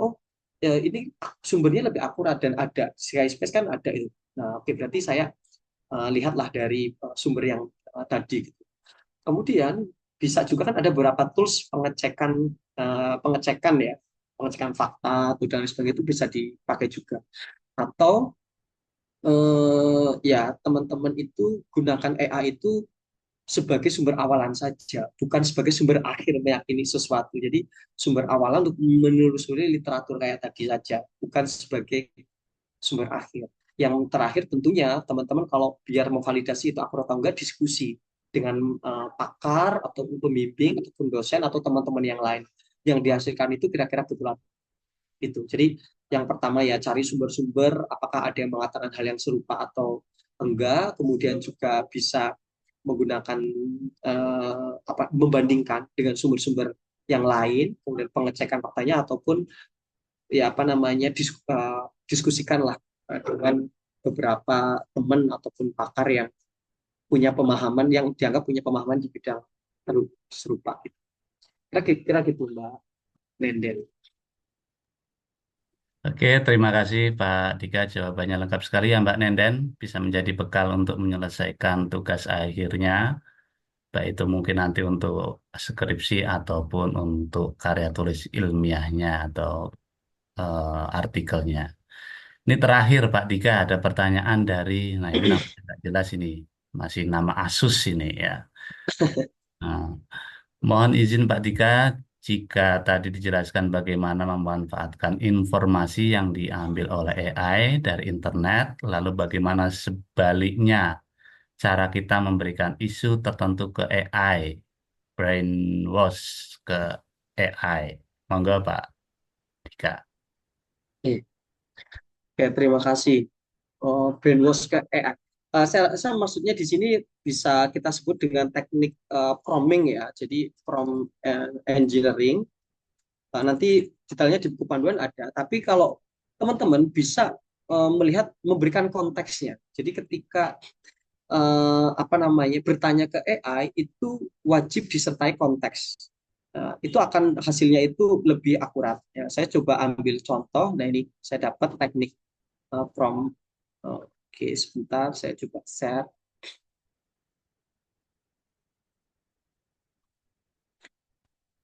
Nah, teman-teman bisa menggunakan teknik prompting ini. Yang pertama, instruction clarity. Jadi harus clear ya, jelas. Ya, jangan hanya buat ringkasan. Buat ringkasan singkat dari artikel ini yang mencakup poin utama tentang dampak perubahan iklim. Nah, jadi misalkan ada sebuah artikel yang teman-teman coba pengen dapatkan gitu ringkasannya. Jadi ya, jangan hanya buat ringkasannya, ya, tapi menggunakan instruction clarity. Jadi harus clear, jelas. Yang berikutnya tekniknya adalah konteks provision. Ya, jangan hanya jelaskan apa itu perubahan iklim. Ya, tapi lebih jelas perubahan iklim mengacu pada perubahan jangka panjang dalam suhu dan pola cuaca di seluruh dunia. Diskusikan penyebab utama perubahan iklim dan dampaknya terhadap ekosistem laut. Nah, konteksnya apa? Ya, konteks provisioning tadi. Kemudian ada rule assignment, bisa pastikan rule-nya. Teman-teman itu ingin berpendapat sebagai apa? Sebagai ilmuwan, sebagai guru. Oke, sebagai ilmuwan di sini, sebagai seorang ilmuwan iklim, diskusikan penyebab utama perubahan iklim dan dampaknya terhadap ekosistem laut. Jangan hanya jelaskan apa itu perubahan iklim. Jadi bisa dijelaskan rule assignment-nya itu sebagai apa. Yang berikutnya, constraint and conditions. Nah, jadi ini, misalkan dalam 250 kata. Jelaskan bagaimana panel surya mengubah cahaya matahari menjadi listrik. Sebutkan komponen utamanya dan diskusikan aplikasi umum di rumah tangga, misalkan. Nah, ini adalah contoh jawaban-jawabannya. Kan pasti berbeda nih. Dari prompt 1, prompt 2, 3. Nah, ini. Jadi, inilah bagaimana kita mengendalikan ChatGPT gitu kan, memberikan jawaban sesuai dengan konteks bisa menggunakan teknik prompting seperti ini. Kira-kira begitu. Oke, terima kasih Pak Dika. Sudah terjawab ya Mbak atau Mas ini karena pakai nama samaran ini Pak Dika. Jadi teman-teman itu tadi sesi kuliah umum pada sore hari ini. Apabila nanti teman-teman ada hal yang ingin ditanyakan lebih jauh lagi, lebih dalam lagi, eh, saya sudah membagikan nama akunnya Pak Dika. Nanti teman-teman bisa mengikuti Pak Dika dan kemudian kalau ada hal yang ingin ditanyakan, bisa mungkin berkirim DM begitu ya Pak Dika. Nah ini sudah langsung dikirimkan linknya teman-teman. Bisa langsung diklik dan nanti bisa diikuti supaya juga bisa menambah followernya Pak Dika ini. Biar Pak Dika juga senang followernya tambah banyak ya Pak Dika. Oke, begitu teman-teman pertemuan kita pada sesi kuliah umum pada sore hari ini. Mudah-mudahan apa tuh yang sudah disampaikan oleh Pak Dika tadi bisa menjadi informasi yang sangat penting untuk teman-teman dalam menyelesaikan tugas akhir maupun menyelesaikan tugas-tugas kuliah, apalagi sebentar lagi ini teman-teman akan menghadapi ujian akhir, ujian tengah semester. Sudah tentu banyak tugas yang akan diberikan oleh Bapak Ibu dosen. Nah, saya kira teman-teman akan lebih bijak dengan informasi yang sudah disampaikan oleh Pak Dika tadi, teman-teman jangan terlena dengan adanya AI, karena kalau teman-teman terlena, tentu daya kritis teman-teman akan terkikis dan teman-teman bisa jadi tidak mendapatkan apa-apa ketika menyelesaikan sebuah permasalahan yang dihadapi dan itu menjadi catatan yang tidak baik untuk teman-teman ke depannya, begitu. Pak Dika, sebelum ditutup mungkin ada kata-kata penting atau kata-kata mutiara yang bisa disampaikan untuk mahasiswa-mahasiswa kita di Universitas Ahmad Dahlan. Monggo Pak Dika. Eh, ya, Pak Sul, kata-katanya apa ya? Jadi saya rasa teman-teman perkembangan teknologi informasi ataupun artificial intelligence itu sesuatu yang memang sepertinya nggak bisa kita pungkiri ya. Kita pun harus tahu bagaimana cara memanfaatkan dengan bijak. Tapi tentunya lagi ya, setiap transformasi digital itu, transformasi yang terjadi itu sebenarnya bukan tentang masalah teknologinya, tapi lebih kepada the way of thinking, perspektif kita dan caranya kita. Jadi digital transformation itu is not only about teknologi, tapi it's more about the peoples-nya. Jadi bagaimana orangnya. Balik lagi, teknologi, inovasi, hal-hal lain yang berkembang itu ya itu tentang bagaimana kita menggunakannya. Jadi harapannya teman-teman semua itu menggunakan dengan bijak dan baik untuk mendukung produktivitas. Jangan sampai teknologi yang mendukung kita makin lebih efisien dan efektif itu justru menjerumuskan kita, critical thinking kita hilang, kognitif kita hilang, dan kemampuan sosial kita pun hilang. Jadi gunakan teknologi ini tetap untuk mendorong critical thinking teman-teman, kemampuan teman-teman juga bersosial itu juga tetap meningkat. Kira-kira seperti itu Pak Hasul, semoga bermanfaat. Sampai jumpa di lain kesempatan. Tadi silahkan boleh follow saya ataupun tanya di Instagram pun sangat boleh, dan semoga nanti bisa jumpa secara langsung. Terima kasih Pak Hasul. Nasruminallah wa fatqori wa basirul muslimin. Wassalamualaikum warahmatullahi wabarakatuh. Waalaikumsalam warahmatullahi wabarakatuh. Sebelum kita akhiri, mari teman-teman bisa on cam kita foto bersama dengan Pak Dika. Silakan teman-teman yang Bisa Pak masih Azrul, on tadi cam. harusnya pas banyak ini kayak kita foto bersamanya. Iya ini harusnya di awal tadi ya Mbak. Udah mau akhir-akhir ini udah film dikit-dikit ya Pak. Gak Yuk apa-apa. Oh teman-teman iya ya. bisa on cam. Kita foto bersama terlebih dahulu yuk. Adanya nggak apa-apa yuk yang bisa on cam yuk. Yang bisa on cam, yang sedang tidak ada aktivitas yang kira-kira bisa diluangkan waktunya, silakan on cam teman-teman. Yuk Mbak Nenden. Ya, yuk yang lainnya silakan. Mbak Fatati, yuk yang lainnya. Ya, sepertinya ini ya oke. Mbak Sabila, Mbak Arina, yuk yang lainnya. Masih ada yang mau lagi nih. Kita foto bersama terlebih dahulu. Karina, kalau kau Ini Mbak Yosi yang mau foto? Siap-siap saya ambil saja. Udah posisinya Oke. sudah standby ini. Oke. Ya. Oke, saya ambil ya.